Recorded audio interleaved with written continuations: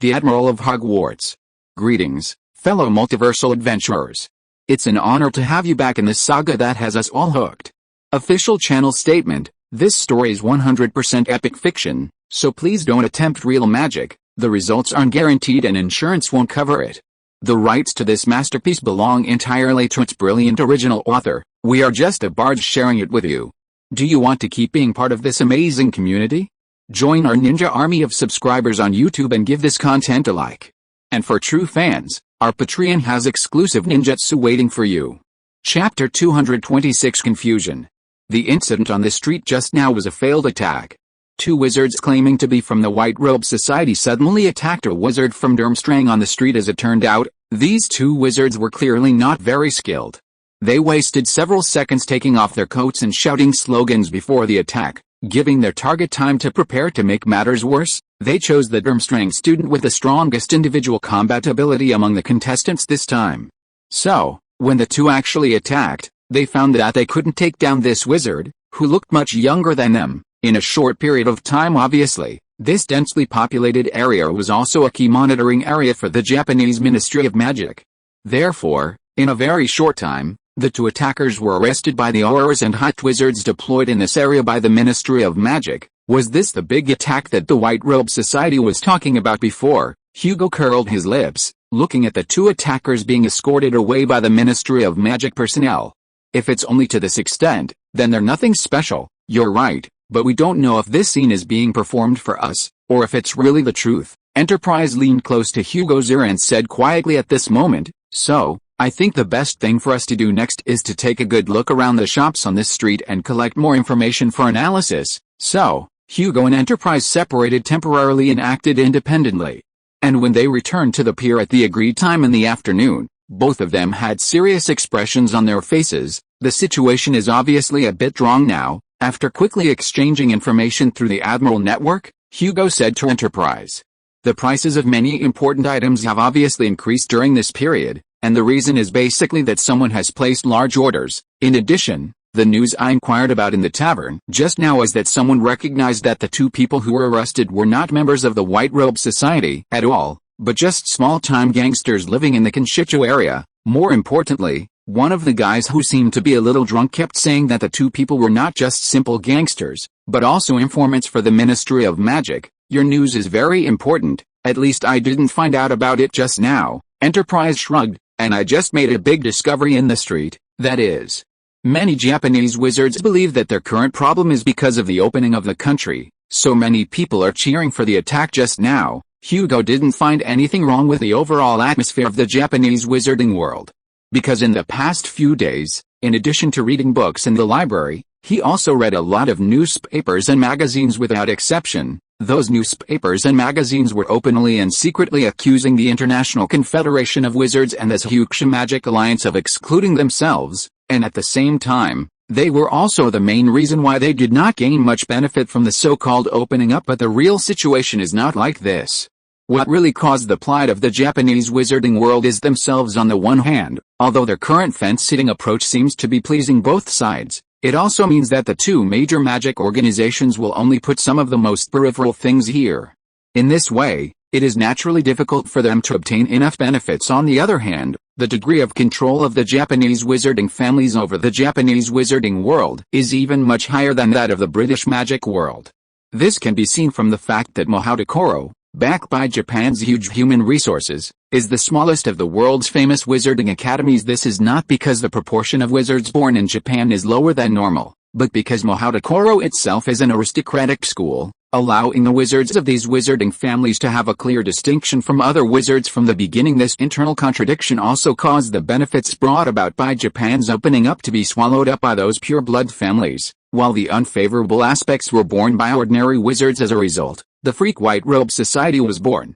A group of previously marginalized aristocratic wizards used the overall dissatisfaction of society to coerce ordinary wizards, and then began to fight against those aristocratic wizards who control the Japanese Ministry of Magic. As the struggle between the two sides gradually became heated, all kinds of violent incidents emerged one after another. According to statistics, in the past 10 years, attacks on foreigners in the Japanese wizarding world have at least doubled compared with 10 years ago. Until now, After the current Minister of Magic of Japan took office and intentionally suppressed them, these overt attacks began to decrease.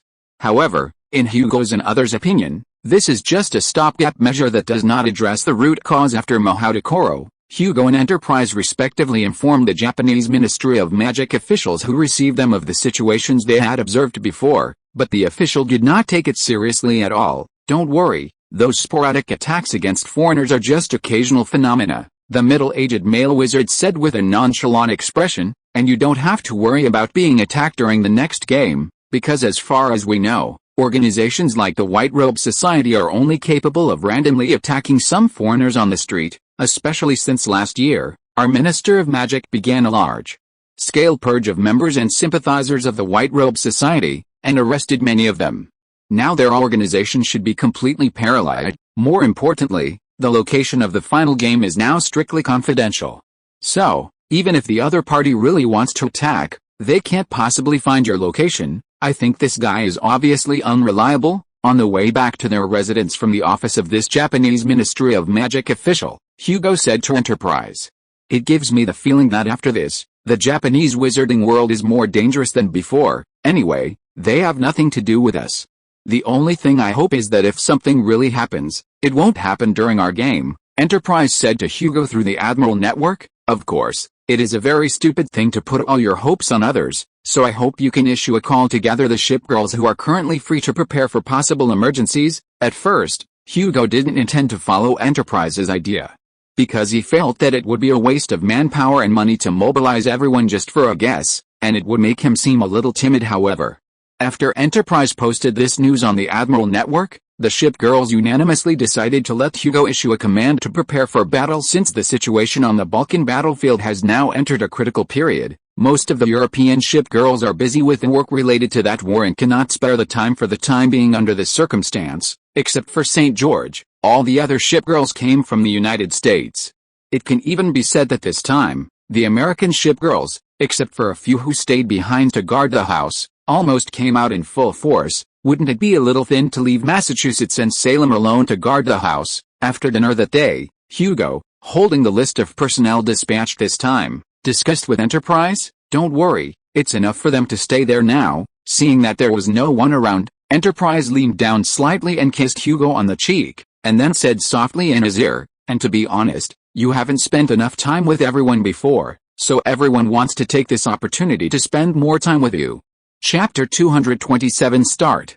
In the following days, Hugo devoted his main energy to making the alchemical items needed for the next, and final, competition. Taking advantage of this opportunity, those previously summoned ship girls also directly disguised themselves as ordinary tourists and arrived in Japan, and then waited 100 nautical miles southwest of Iwo Jima, where the Magic Institute was located, via the Hornets carrier-based aircraft. Also in these few days, there were a lot more reports in the newspapers.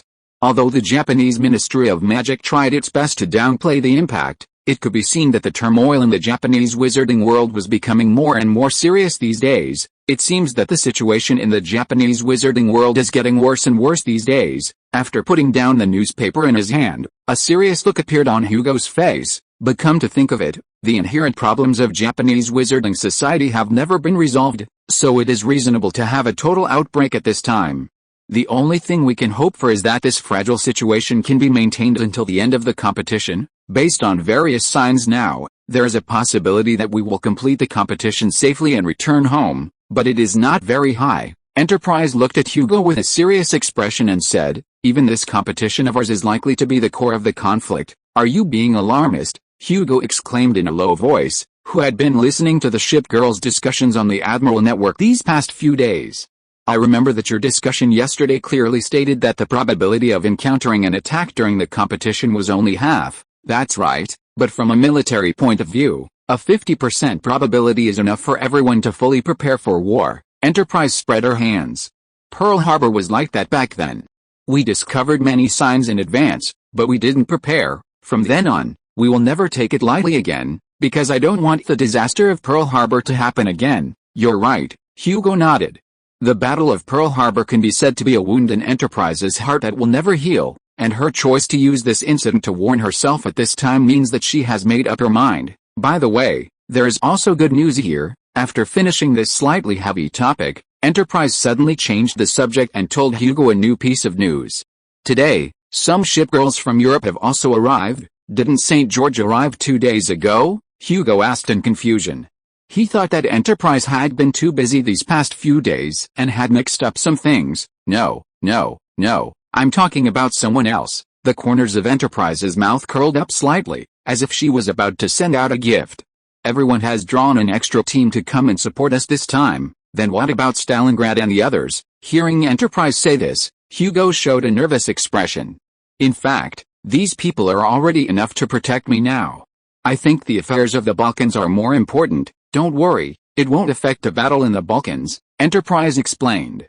Since the first siege of Sarajevo last winter, Stalingrad and the others have now found a way to take the initiative on the battlefield. The reason why the stalemate is maintained now is because Split believes that there is a reason why the Balkans has come to this point today.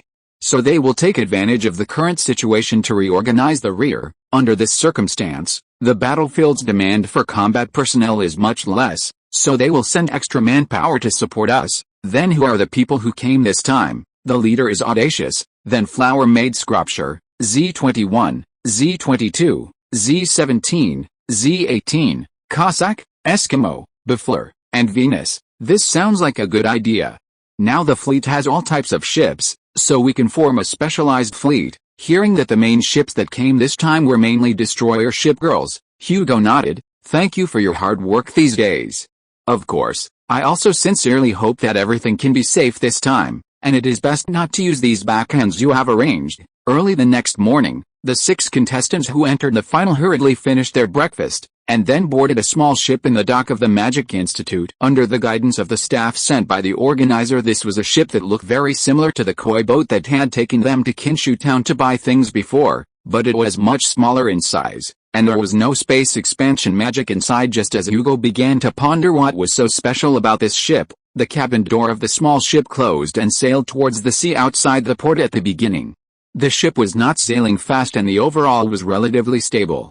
But after leaving the reef area around the island, the speed of the entire ship suddenly increased, and at the same time it became more and more bumpy just when Hugo felt that the road to the destination might also be part of the competition, used to test a contestant's physical fitness. Suddenly, a sense of G-force came over, and then the entire ship's bow lifted up and took off. Welcome everyone to take the Magic Institute's flying fish boat. We will be flying in the air for about 2 hours. Just after the entire ship flew up, the driver's voice came from the cabin through the porthole on the side of the ship. Hugo saw that the 2 panels on both sides of the ship, which he originally thought were decorations, had unfolded at this time, forming 2 wings. Okay, I'm very happy that everyone is here now. I hope my pre-match announcement now is not too late. It's time to introduce the situation to you. After the driver finished the safety report during the flight, the Wizarding Union official sitting at the front of the ship unfastened his seat belt, stood up, and turned to look at the 6 contestants. The content of the final competition is unlimited combat. Your task will be to move freely on an island in the south for 5 days. During the 5 days, whether you defeat those dangerous magical creatures or compete with your opponents, you will be able to earn enough points. According to the Wizarding Union official, after entering the arena, everyone will bring an alchemical item with protective ability. In addition to protecting the contestants, this item can also record the surrounding situation to determine the competition situation. By the way, this competition also has a characteristic. Finally, the Magic Union official said a new arrangement in a tone like Santa Claus giving gifts. We have also prepared some magic puppets. The people who were eliminated in the previous competition will operate those puppets to enter the competition arena and attack the contestants. Of course, we can be sure that those puppets can only recognize those contestants. But the operators behind them will not know who the contestants they are facing are, and this is also a test of your practical ability in the competition. It looks like this is a battle royal type of competition. After listening to the union official's description of the competition rules, Hugo showed a suddenly enlightened expression, and then contacted Enterprise through the Admiral network. This choice is within expectations. After all, Nicholas Flamel has been alive for so long. Then the battles he has experienced in his life are not few. So it is normal to have requirements in this regard for those who inherit his inheritance. Enterprise didn't express too much surprise at the final competition. At least in her opinion, being able to live with such a secret for so long, it is unlikely that he can't fight. Chapter 228 War clouds loom over the city. My dear Admiral, you are currently heading southwest of the Magic Institute, Enterprise began, reporting Hugo's tracking data after discussing the specifics of the competition. If there are no unforeseen circumstances, the final destination of the third match will be located in the Philippines. However, given the numerous islands there, it's difficult to pinpoint the exact location of the competition venue. The most concerning wild magical creatures in the Philippines are the acromantulas, followed by a variety of snakes and insects with magical abilities. If everything goes as expected, the competition venue will likely contain multiple large acromantula colonies, coupled with those dangerous monsters of the tropical region, to create enough trouble for the participants. Sounds quite terrible indeed. Hugo recalled the books he had read and quickly retrieved information from his memory regarding the distribution of magical creatures in the area, although most of the wild creatures primarily engage in close combat. Considering that using wands for magic during the competition will result in point deductions, they won't be easy to deal with. By the way, what are your plans for this competition? Will you be staying at the Magic Institute? After a brief discussion about the competition venue, Hugo inquired about Enterprise's arrangements. Of course not. We will depart for the competition venue in 2 hours, Enterprise said, looking at the competition schedule that had just been handed to her. Also, the sisters have already set off. Because everyone is traveling on carrier-based aircraft, support forces will arrive at a destination within 15 minutes of your arrival. A little over an hour later, the flyer carrying Hugo and the others successfully arrived on an island in the central Philippines, landing on a lake within a jungle. On the shore of the lake, several colorful tents stood, presumably to house the spectators during the competition. Alright, let's go to the common lounge for half an hour, the Federation official announced to the competitors inside the flyer after it docked. After he finished speaking, Hugo followed the others along the temporary pier, went ashore, and entered the tent to prepare for the competition. We have arrived, dear Commander. Hornet's voice came through the Admiral network after completing the inspection.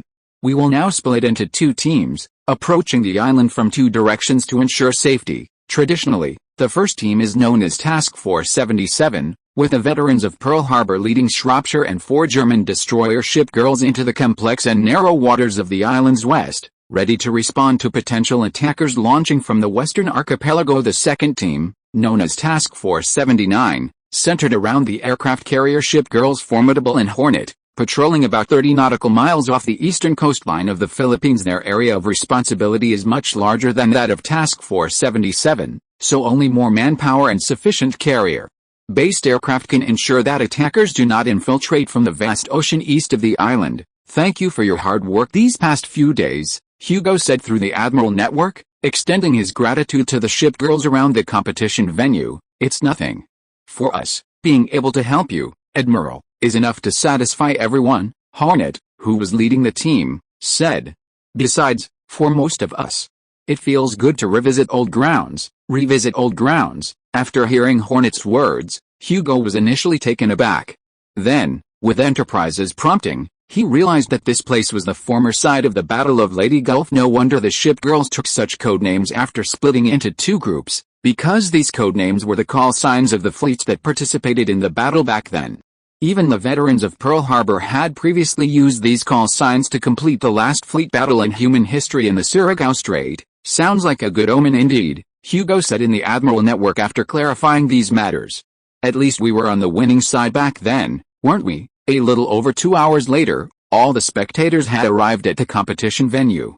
After a brief pre-match explanation, with a golden spark exploding in the air, Hugo and the other 5 participants were all randomly teleported to a location in the surrounding jungle by a magic array. Bang, bang. Not long after entering the jungle, Hugo used the pistol in his hand to take down 2 calf-sized acromantulas that had charged at him. This pistol was an electromagnetic pistol he had previously created using alchemy. Although electromagnetic weapons cannot be put into use in the ordinary human world due to materials, batteries, and a series of other reasons, these problems can be easily solved with magic. In fact, since discovering that he was in the magical world of Harry Potter, Hugo had been trying to create various firearms combined with magic. Unfortunately, the firearms created now are more like magical weapons shaped like various guns and cannons, similar to the ship girls' ship equipment, and are still limited to wizards. Just like wands compared to wands, these alchemical weapons are functionally simple, costly, and have a fixed upper limit.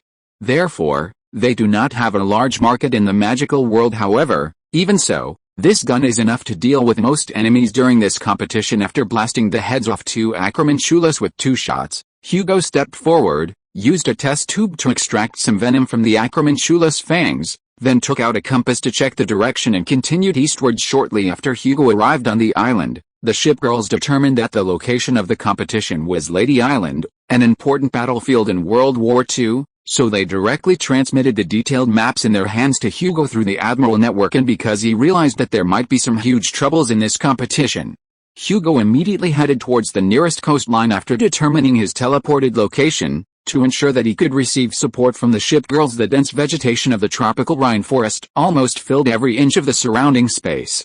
Even though it was a sunny day, only a few rays of golden sunlight could penetrate the gaps in the plants and sprinkle on the ground, forming golden patches on the ground at the same time. Because the dense vegetation has a strong sound-absorbing effect, Hugo could only occasionally hear 1 or 2 bird calls or the sound of the wind blowing the plants, in addition to the rustling sound of walking and his own panting. Whether it was because of good luck or because the density of magical creatures around was not high, he did not encounter any dangerous creatures in the next hour of the journey. Except that he felt more and more tired. However, just as he came to a stream to relax for a while, he suddenly heard a loud noise behind him. At the first moment of hearing the noise, Hugo raised his pistol and aimed at the place where the noise came from. As a result, he saw a girl from Boxburton scrambling out of a thicket, with smoke rising from several places on her body. Help! Seeing Hugo suddenly appear there, the girl's eyes lit up, and then she immediately rushed towards the position where he was standing, while shouting for help, as if there was some terrible monster chasing her. Chapter 229 Raid.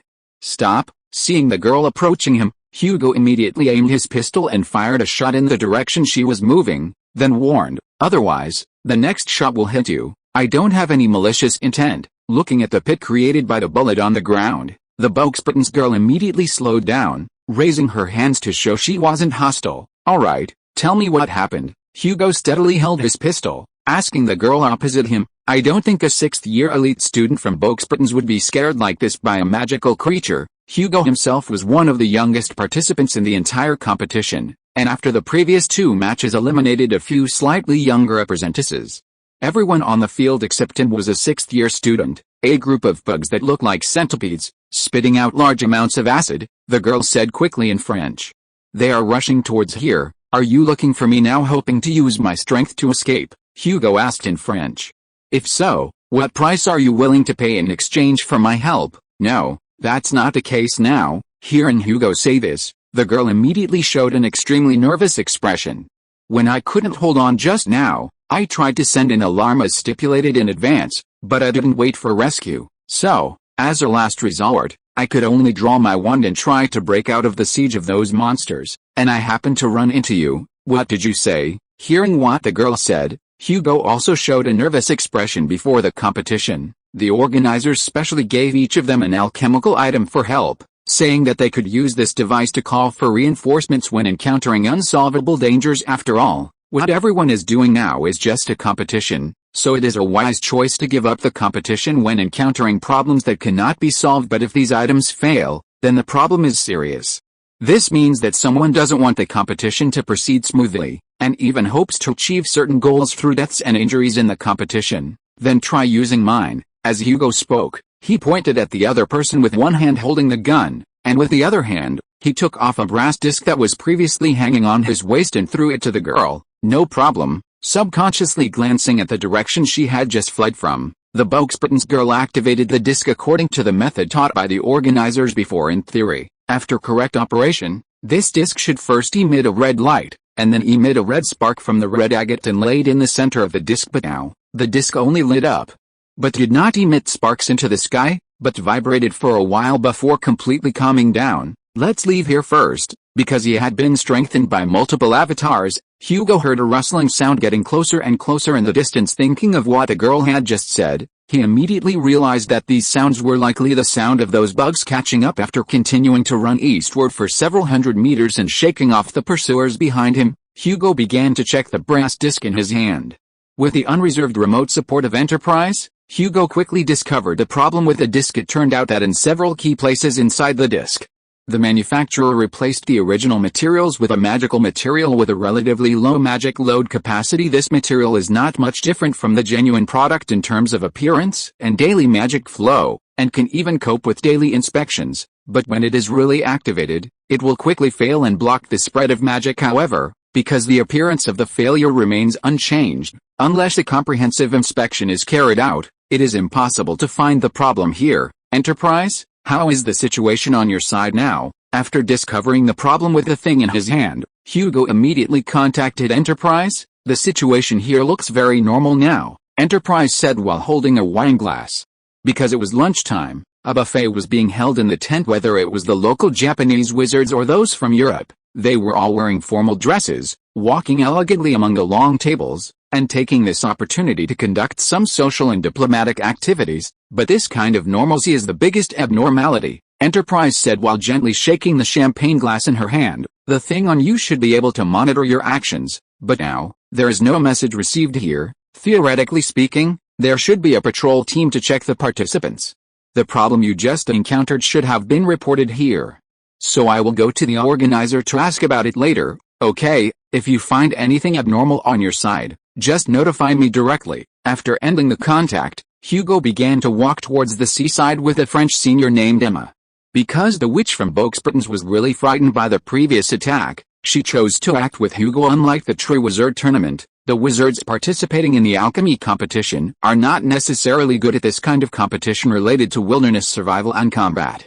This is why Emma is willing to sign a magic contract with Hugo to form an alliance in the competition, because although Hugo is very young, he is far superior to her in terms of combat level. At least in the battles encountered along the way, Emma felt that many enemies that she might need to spend a lot of effort to defeat or easily solved by Hugo along the way. Enterprise contacted Hugo every once in a while. However, just like the worst situation everyone had expected before, the conclusion Enterprise got was always that everything was normal because it is now in the competition, coupled with some other considerations.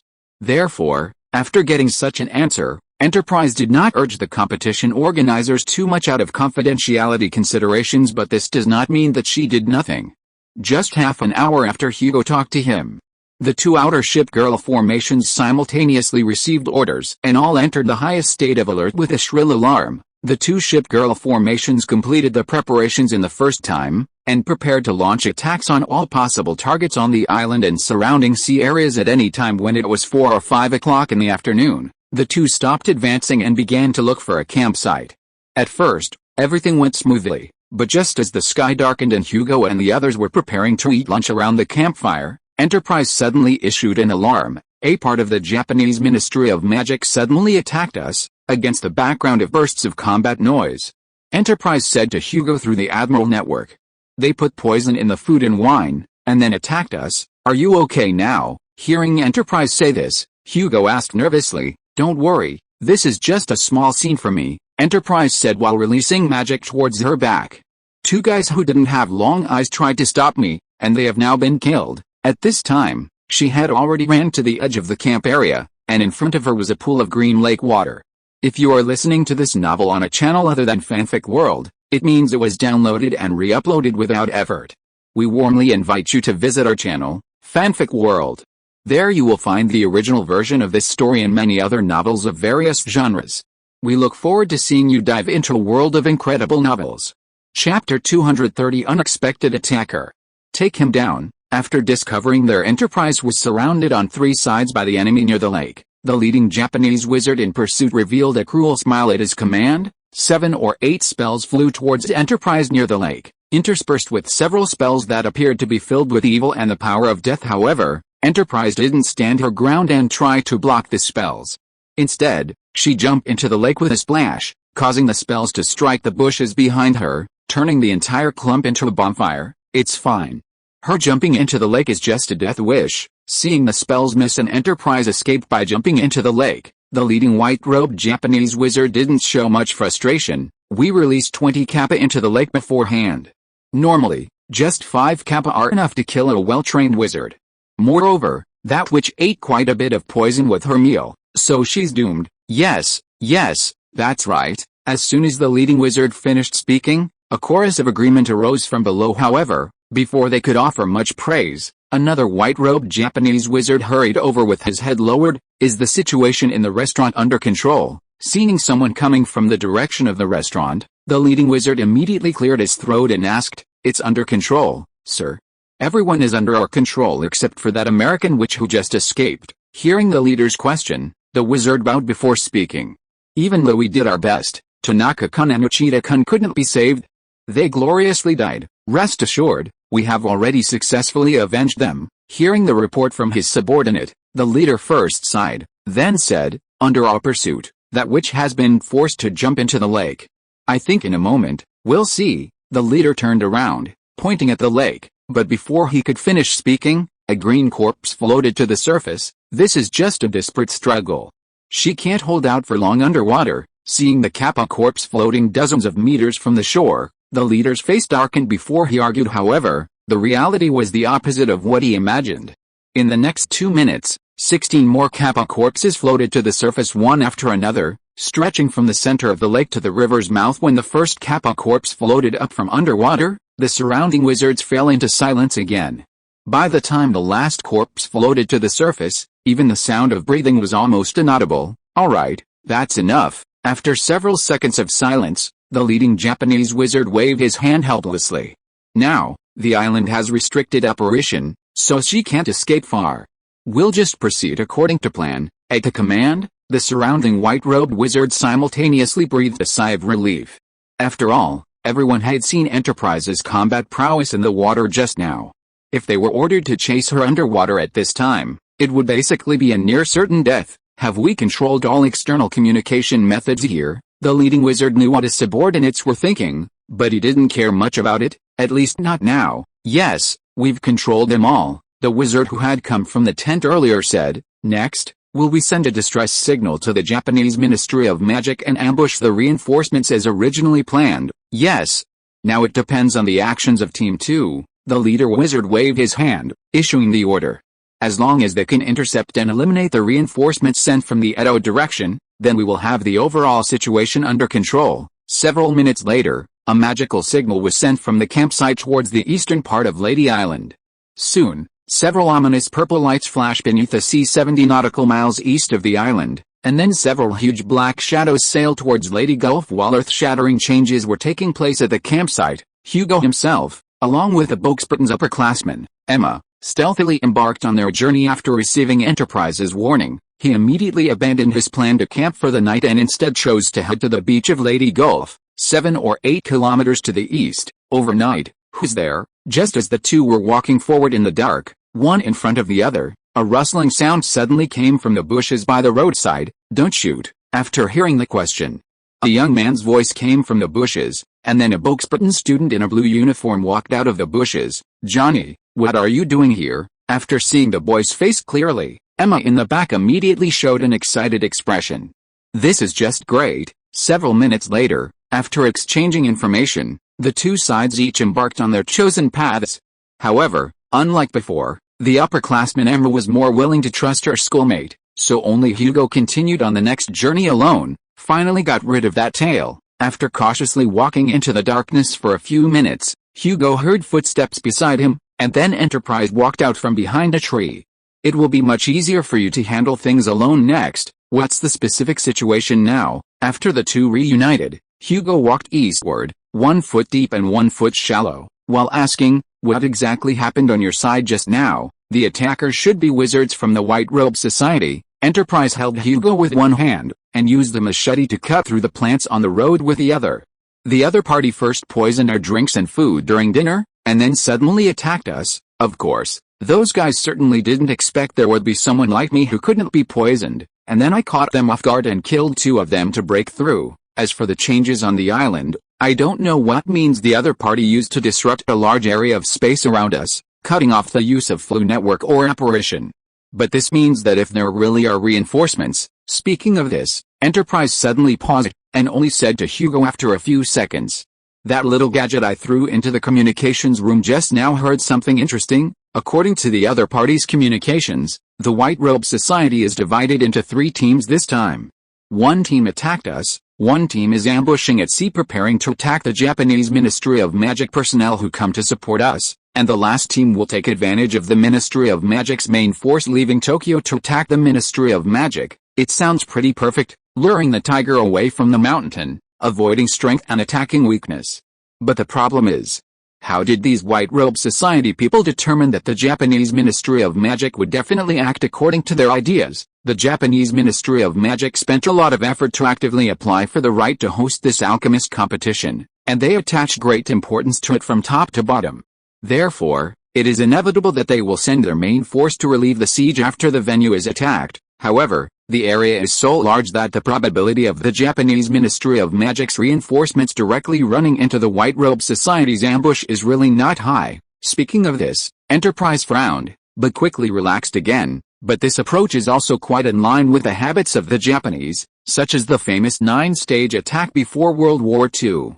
They will always only think that the enemy will definitely act according to what they think. You're right, although it sounds a bit strange, this should be the most reasonable explanation. After listening to Enterprise's words, Hugo shrugged and said because walking was too slow, Enterprise simply carried Hugo and ran towards the east coast just as the two could see the sea reflecting the sparkling silver light under the moonlight. Hornet's nervous voice suddenly came from the Admiral Network. Fleet, a fleet is approaching Lady Gulf from the east. The leading flagship is Yamato. What? Chapter 231 Unknown Fleet.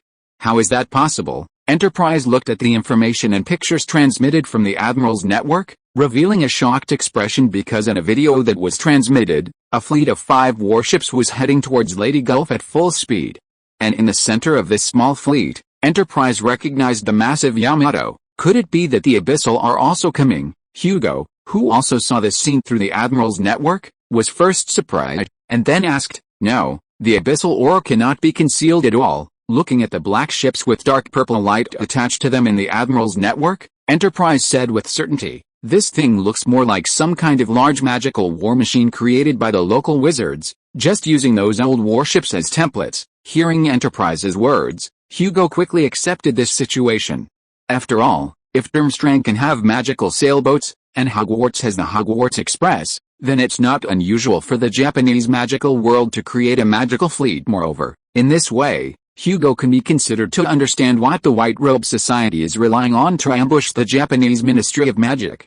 After all, such a large fleet, coupled with a communication that has been controlled on the field, will naturally attract reinforcements from the Ministry of Magic. A large attackabune is advancing towards Lady Gulf at high speed. The formidable reconnaissance results came from the Admiral's network once again. Then, a huge old-fashioned ship sailing through the waves appeared in front of Hugo through the Admiral's network. This was a huge attackabune that appeared to be 50 meters long, inlaid with iron sheets all over its body and plated with a layer of gold. Judging from the carvings and paintings all over the ship, this ship looked more like a work of art than a means of transportation. Contrary to its appearance, this ship, which theoretically could not exceed 7 knots, had a faint blue magical barrier on its surface, and was running at a high speed of over 25 knots in the wind and waves. It seems that the people from the Japanese Ministry of Magic are here, Enterprise said. If there are no accidents, the two sides will probably meet in 10-15 minutes. Then what should we do next? Hugo asked. Should we launch an attack directly? Of course not. We'll wait for them to fight before intervening in the battlefield. Enterprise's tone seemed much more relaxed. This way, we can not only defeat the enemy with the least losses, but also gain the most goodwill from the Japanese Ministry of Magic. For the ship girls, they only care about the Admiral's thoughts. So, how many people die from either the White Robe Society or the Japanese Ministry of Magic is not something they consider. Okay, I'll leave the command of dealing with this group of guys to you. Hugo naturally didn't care much about the life and death of those Japanese people. After all, this was their internal affair and had nothing to do with an outsider like him. As for the reason for handing over the command to Enterprise, it was also very simple, because whether it was fighting against the Japanese or against naval warships, she was the most proficient of everyone present. After arranging the battle plan, Enterprise immediately took Hugo and ran towards the beach. Hoping to reach the beach as quickly as possible and reunite with Formidable and the others. Just as Hugo and Enterprise were rushing towards the beach with all their strength, the people on the Japanese fleet discovered their target. Lord Kirita, the Ministry of Magic's Tenkamaru has appeared about 5 nautical miles northeast of us. On the bridge of the fleet's flagship, a Japanese wizard wearing a white robe bowed to the wizard on the command platform. and then reported the bridge of this warship had been completely remodeled, and a throne that looked like a pavilion was placed here.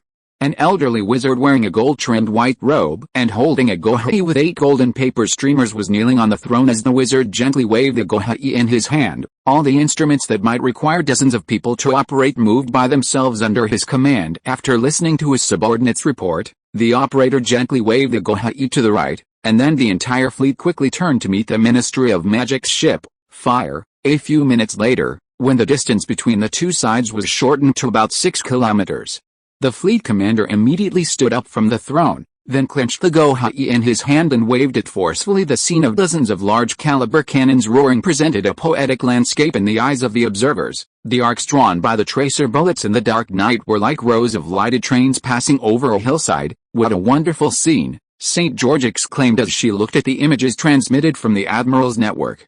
In her opinion, nothing could show the beauty of big ships and big guns more than this scene. Yes, especially when those guys are trying to use magic to show their power. Enterprise, who had already arrived at the beach, said through the Admiral's network. Through the Admiral's network, she could see that although the ancient ship had already deployed its defenses when the shells were flying, those powerful defenses were crumbling after being bombarded by magic-infused artillery fire. Alright, we should prepare to join the battle now. After carefully observing the situation on the battlefield, Enterprise said to Hugo, although we don't care if the Japanese Ministry of Magic's ship is destroyed, it would be troublesome if all the passengers on it were killed.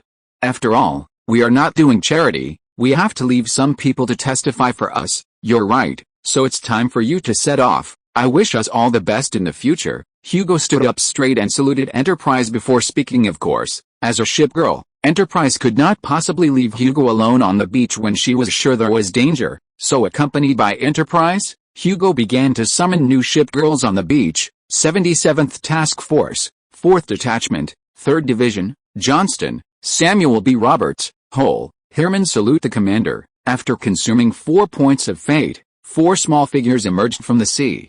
Then, under the leadership of the blonde twin-tailed ship girl, they collectively saluted Hugo. Salute to the brave Teffy 3. Looking at these 4 elementary school students, Hugo quickly straightened his clothes, and then seriously returned a military salute.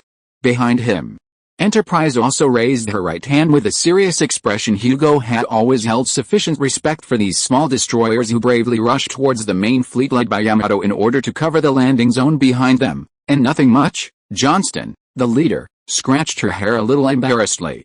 I believe that in that situation, every warrior would have done what we did back then. Alright, I'm going to assign you a task. After a brief greeting, Enterprise solemnly assigned tasks to these little guys.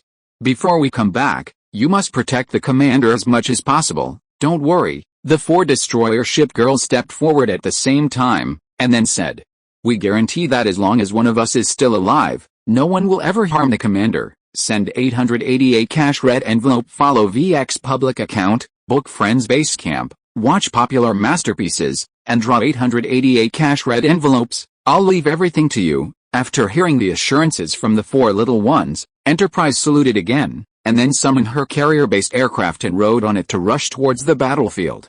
Chapter 232 Fighting. After saying goodbye to Enterprise, Hugo led the 4 destroyer ship girls of Teffy 3 into the woods near the beach. After all, the woods were obviously safer than the bare beach. We can just wait here, Johnston said, finding a small clearing in the woods. She pulled out a machete and cleared a small patch of trees, then beckoned Hugo to sit down. Aren't we going to see what those white-robed society wizards are up to? Hugo asked, puzzled. After sitting down on a canvas, of course we should, but not now, Hull said, gently shaking her head. Judging by their methods, the white-robed society wizards aren't planning to kill people, but to hold hostages and do something else. That's right. So in this situation, it's not as meaningful for us to attack proactively, Johnston said from the side. Rather than relying on just the 5 of us to gamble, it's better to wait for Enterprise and the others to take out the enemy's most powerful support and act with them. After all, even if we don't consider our own safety, the problem of having too few people makes it difficult for us to take care of all the hostages when we really need to solve the hostage problem. Okay, you're right, Hugo nodded, then took the Spam sandwich from Johnston's hand. I think it's better for us to stand by, just like Johnston said, although standing by in this situation seemed a bit cowardly. Any rational person would realize that this was the most reasonable choice right now. As for the situation on the sea, although the Dainjai ship seemed to be teetering on the verge of collapse when it was first bombarded, as the embodiment of the Japanese Ministry of Magic's millennium of accumulation, that huge attack-a-boon was not just a decoration, at least according to Enterprise, who had already joined the fleet, although she seemed a little embarrassed when she was suddenly attacked by naval guns at the beginning. She gradually recovered later and fought back and forth with the White Robe Society fleet. This also meant that Task Force 79, where Enterprise and the others were located, didn't need to rush into the battlefield, but could wait for Task Force 77, mainly composed of veterans from Pearl Harbor, to join them on seaplanes from their ship equipment. After all, the Japanese Ministry of Magic's ship had already demonstrated a short-range flash and a short-distance flight, proving that this magical modification could be much more powerful than the original. In this case, the ship girls naturally had to concentrate their efforts to meet the challenge. During this time, the White Robe Society, which occupied the island, was not idle either. They proved by their actions that they were completely qualified as villains. For example, these White Robe Society wizards concentrated all their manpower and hostages in the original command post, and set up layers of defenses in an attempt to cope with all changes. Then, they began to mobilize all their forces, including various magical creatures and alchemical puppets, in an attempt to capture or even kill the only few contestants on the island who were out of control. This action naturally affected Hugo and the others. Just as they finished their late-night snack and were about to chat, several ship girls suddenly stood up and deployed their ship equipment to surround Hugo in the center. "Are there enemies?" Hugo asked softly, while drawing his wand. "There are enemies," Hole said, vigilantly looking at the surrounding bushes. "Judging by the sound, it should be those damn Acromantulas. By the way, Commander, you'd better put away your wand if it's not necessary," Hole reminded, glancing at Hugo. "Salem told us just now that the other party is likely to be using trace threads to lock onto the contestants' positions." "I see." Hugo immediately put away the wand in his hand after hearing what Hole said. It seemed that the organizers should be using this method to detect whether everyone was using wands to cast spells. After putting away his wand, Hugo took a Thompson submachine gun from Hillman's hand. As a ship equipment weapon, the lethality of this thing was not much worse than most offensive spells, but only ship girls and admirals could use it. It had to be said that the ship girls' physical fitness was far superior to that of humans, so their detection range was also much stronger than that of humans, giving everyone plenty of time to prepare for battle. Until everyone had completed the preparations, several sheep-sized black shadows rushed out of the surrounding dense vegetation and pounced straight at this small defensive circle that they thought they could easily tear apart. Bang bang bang. However, when these guys just rushed through the defense line, Johnston was the first to pull the trigger on the 20mm Oerlikon anti-aircraft gun in her hand, and then this defensive circle immediately turned into a hedgehog spitting flames outwards. The fire from the muzzle illuminated everyone's faces in the defensive circle, and at this moment, Hugo discovered that although these cannons looked taller and heavier than the ship girls, they could steadily hold these cannons and fire continuously. The tracer bullets mixed with the cannon fire were like indestructible whips of flame, and under the control of these ship girls, they easily smashed all the enemies that rushed up into pieces. Unlike wizards who mastered defensive magic, neither puppets nor Acromantulas had strong magical defenses, which made them unable to last even a second when facing 20mm machine guns. "Cease fire." After 30 seconds, Johnston gave the order to cease fire, and the surroundings suddenly became quiet. Only the crackling of the flames burning on the branches and the sporadic sound of branches breaking could be heard. Enemies eliminated. Johnston put away the machine gun in her hand, then turned to face Hugo and saluted. "The surroundings are now confirmed to be safe, but in order to avoid further pursuit by the enemy, it is best for us to move our location now to reduce the possibility of the enemy attacking us." "You're right, we should change places," Hugo nodded and said, "although I don't know how the other party locked onto my location, and I don't know if the other party can find me again.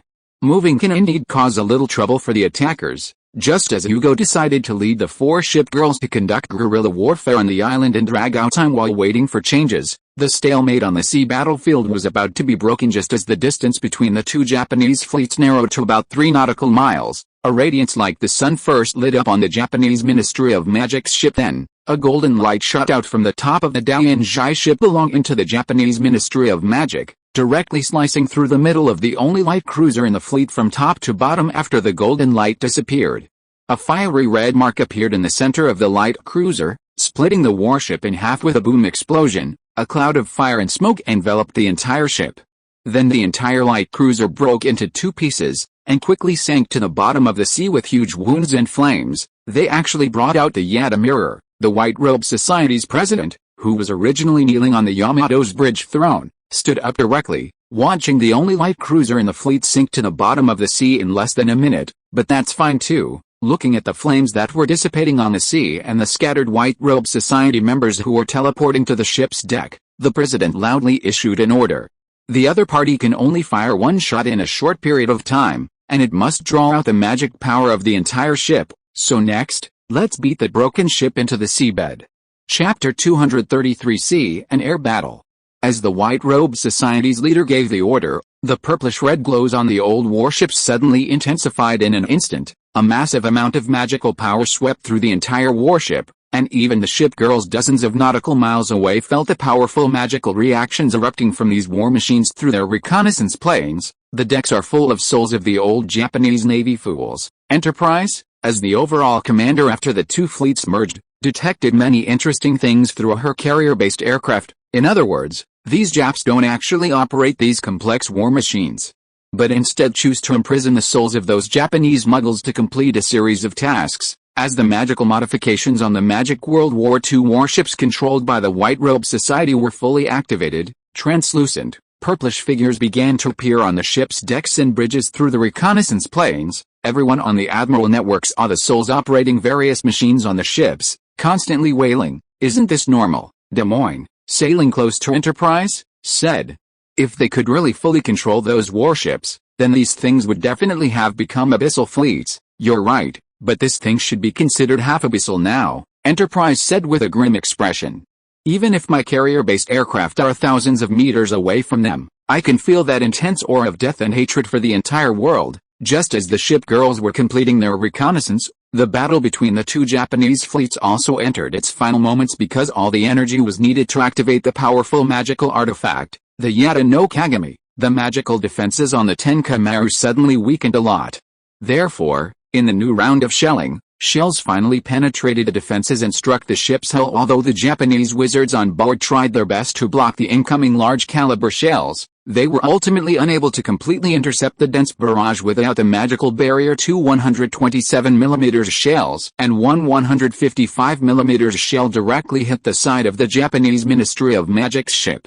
Then, the gunpowder, mixed with the injected magic power, exploded, creating a large hole. The wizards on board responsible for damage control only spent a short time repairing the large hole in the ship, but the magical structures inside could not be easily restored more fatally. These explosions destroyed a large number of magic flow structures inside the ship, causing the entire ship's various defenses and attack methods to collectively develop fatal problems. As expected, these guys didn't consider the issue of damage control. Enterprise, controlling the reconnaissance plane, set in the Admiral network. They actually installed all the key facilities together, but in reality, this wasn't because the Japanese wizards weren't smart enough, but because this ship was an antique passed down from the Edo period to the present day. During this period, dozens of generations of wizards kept adding various things to it, constantly modifying and optimizing it, eventually creating this powerful magic ship. But the corresponding price was that there were as many things on the entire ship as a tangled mess, and even the current Japanese Ministry of Magic couldn't figure out what the situation of this ship was with the first shell hitting. This attack-a-boon fell into a vicious cycle.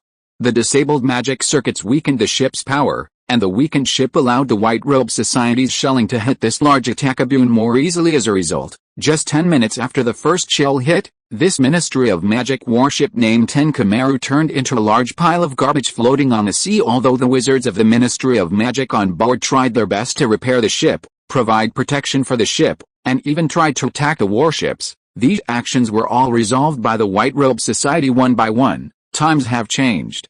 This ship did defeat our ancestors, but that doesn't mean it's still as powerful today as it was 100 years ago. Watching the battle being decided, the White Robe Society's leader revealed a cruel smile while standing on the bridge just as he raised the gohei in his hand, preparing to give the broken ship a final blow. The Wangling who were bound to the steel ships around him suddenly let out terrified screams. Enemy planes straight above, diving down. What? After hearing this shout, the leader who was about to launch immediately turned back to the ship. In an instant, a virtual water mirror appeared in front of him, and the mirror was showing the bombers diving down from all directions while this White Robe Society fleet was frantically attacking the Japanese Ministry of Magic's magic ship. The bombers that took off from the three carrier ship girls, Enterprise, Illustrious, and Wasp, secretly arrived over this fleet under the cover of night when all the planes were launched and in position. With Enterprise's order, dozens of bombers dove down towards the fleet below with a whistling sound. For this small fleet consisting of 3 destroyers and 1 battleship below, the battleship was naturally the most conspicuous and most important target therefore. At the first moment of issuing the attack order, most of these bombers that cut through the air and fell from the sky directly pounced on that Yamato-class battleship, anti-air. Although he didn't know where these bombers came from, the White Robe Society's leader also knew that he couldn't let the other party drop bombs on his head. Unfortunately, even after a lot of magical modification, the inherent anti-air problems of Japanese warships were still a fatal flaw. What's even more fatal is that the ship girls' bombers were also magically modified, so they were far more powerful than the normal version of the bombers. As a result, only 2 bombers were shot down in the first round of attacks. But 90% of the bombs were dropped on the target. Although this Yamato class took 7 or 8 bombs, they were basically defended by magic. However, the destroyers with smaller displacement were unlucky. In addition to one being directly hit and sunk, the other 2 also had a lot of black smoke and flames coming out of the ship's gaps, and the speed suddenly slowed down a lot. At this time, the second batch of bomber units also arrived over the White Robe Society fleet.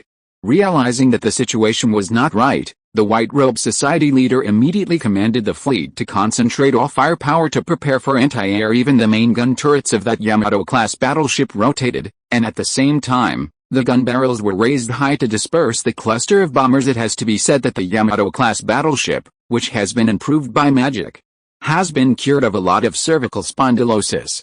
The turret rotated quickly and aimed at the dense swarm of aircraft in the sky as if it had been added with end power. Boom! With a loud noise, the 460 main gun, aiming at the sky swarm at a high elevation angle, spat out a ball of flame.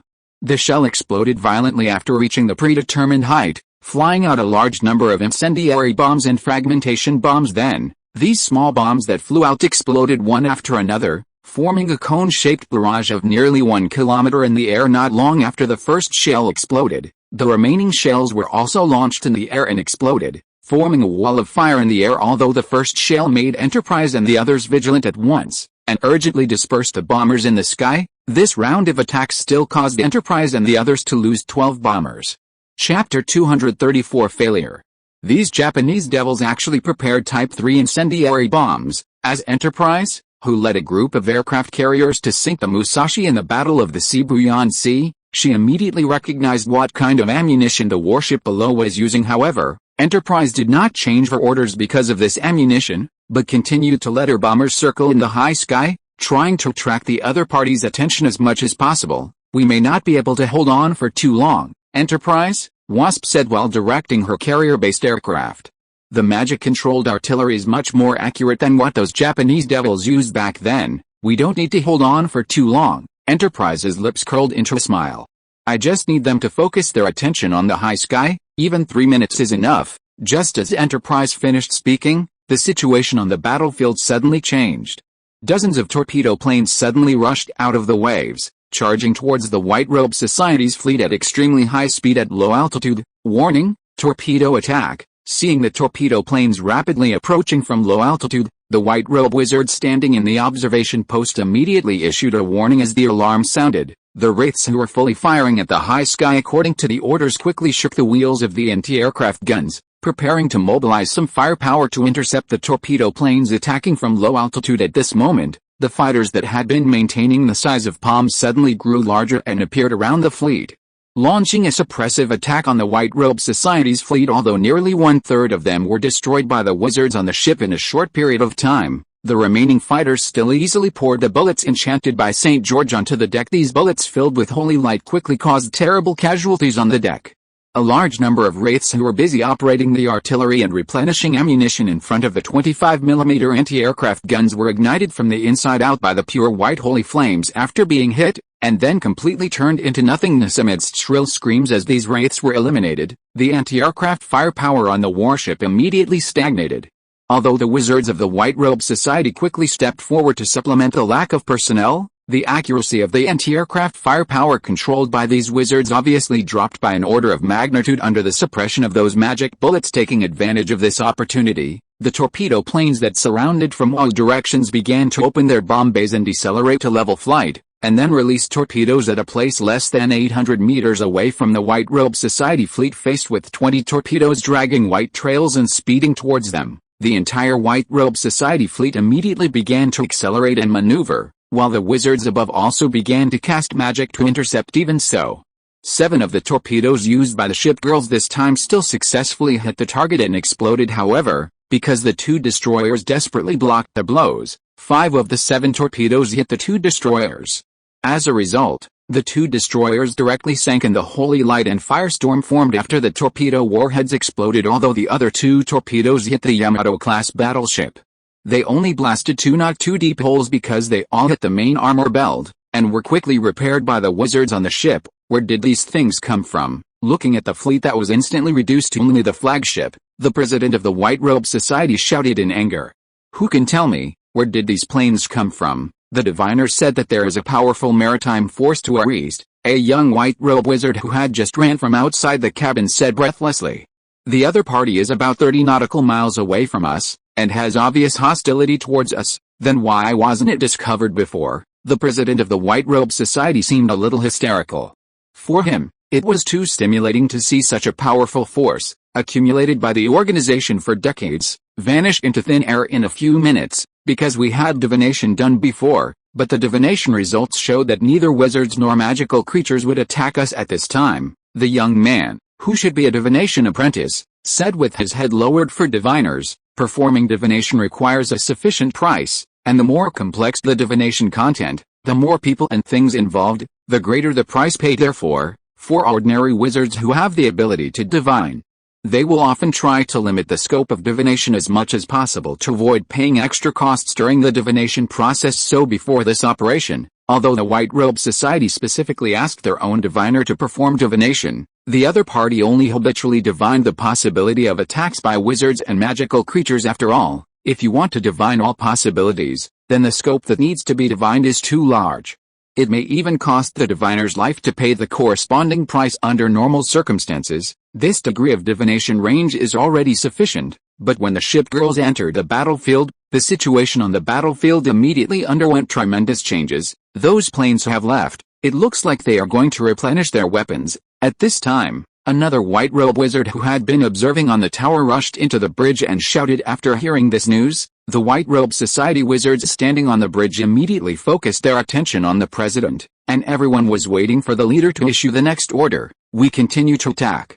Try to take down the magic department's ship first. After a dozen seconds of silence on the entire bridge, the president of the White Robe Society issued a new order in a hoarse voice. Warships can't outrun planes. It's already too late to escape now. So let's take down that group of damned magic department elites first, and then make other plans. If it doesn't work, we can abandon ship and escape. As the president of the White Robe Society, this elderly wizard has half a lifetime of war experience. So after a brief thought, he immediately made the decision to abandon this fleet, which consumed most of the White Robe Society's resources, in order to kill the living force of the magic department. After receiving the order, these White Robe Society wizards immediately rushed to their respective battle stations, preparing to take advantage of the opportunity that the attackers just now went back to replenish ammunition to completely destroy the Japanese magic department's Tenchi Meru. 5. 6. Looking at the returning torpedo planes, Enterprise's face showed a look of surprise. After the first round of airstrikes ended, the ship girls began to take stock of the surviving aircraft and prepare to replenish them, only to find that the enemy was much stronger than imagined. For example, Enterprise has 27 carrier-based fighters, 38 carrier-based bombers, and 14 carrier-based torpedo planes, but this time only 16 carrier-based fighters, 12 carrier-based bombers, and 6 torpedo planes returned. Even the top Japanese fleet couldn't do this back then. Wasp, who had lost half of her aircraft like Enterprise, said softly, even though we provided magical protection for the carrier-based aircraft before, this kind of loss is too terrible. Yes.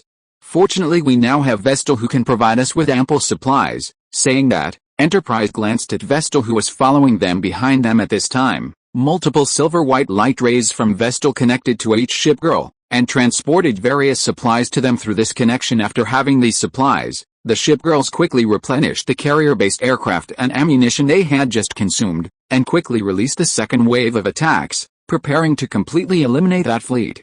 Chapter 235 End of Naval Battle. When the second wave of attacks launched by the ship girls reached the skies above the Yamato-class battleship, the battleship had already successfully sunk the Tenchi Maru belonging to the Ministry of Magic and was planning to kill the survivors on those ships. However, this traditional Japanese act of brutality was stopped in time because the second wave of carrier-based aircraft arrived much faster than anyone had imagined, so they had to divert some of their firepower for air defense. In an instant, a large number of shells flew into the sky with golden trails, covering the entire sky in a brilliant golden light, even obscuring the outline of the entire battleship. However, because the ship girls had directed their carrier-based aircraft to destroy the anti-aircraft fire as much as possible in the previous round of attacks, the anti-aircraft fire in this round was much sparser than in the previous round, especially after the souls bound to the deck were destroyed. The amateur wizards, although able to order the shells to be loaded and fired, saw their accuracy drop by more than an order of magnitude. Therefore, the carrier-based aircraft of this second wave of attack quickly found the flaws in these anti-aircraft fires, and then dispersed their formation into small groups of 3 or 2 aircraft to launch attacks from all directions. Boom, boom, boom. After a series of intensive explosions, 7 or 8 fireballs exploded on the ship at the same time. And 6 water columns were created by torpedo explosions on the side of the ship. Although the wizards on the ship tried their best to repair it, as the magical structures were destroyed, the injuries on the entire ship became more and more numerous, the firepower became weaker and weaker, and even the speed of travel and turning slowed down. Because Enterprise had the experience of sinking the Musashi, she was often able to find the weaknesses of this Yamato-class battleship, which the white-robed wizards had dug up from somewhere, and inflict attacks when facing it. Taking advantage of the fact that the other side was overwhelmed by the aerial bombardment, the veterans of Pearl Harbor, with the help of Enterprise's fighters, quickly approached to less than 10 nautical miles from the stern of the Yamato class, and then lined up in a column to start firing. Bombardment. The dozens of main gun shells fired by these 6 ship girls instantly crossed the long space and formed a straddling shot on the Yamato-class battleship in a white mist. The white-robed wizards on the ship shouted heartrendingly, realizing that they were being bombarded at close range. The white-robed wizards on the ship tried their best to turn the ship and try to resist the deadly shells, but all attempts were in vain, and the temporary magical defenses were quickly shattered like a mantis trying to stop a chariot when faced with dozens of enchanted large-caliber main gun shells. The second batch of reinforcements from the Japanese Ministry of Magic has arrived, and they are riding giant petrels, moving very fast. Just as these ship girls were doing their best to pour their firepower on the enemy, WASP suddenly delivered a message before the battle began. Several aircraft carrier ship girls sent out some fighters to build a warning line dozens of nautical miles away. At this time, several fighters belonging to WASP that were scouting in the north discovered a new situation. How much time do we have? After hearing WASP's words, Enterprise asked immediately, if there are no accidents, we have 7 to 10 minutes. After roughly estimating the distance and speed of the other party, WASP gave a preliminary judgment. That's enough. Enterprise nodded, and then shouted to all the ship girls through the Admiral network.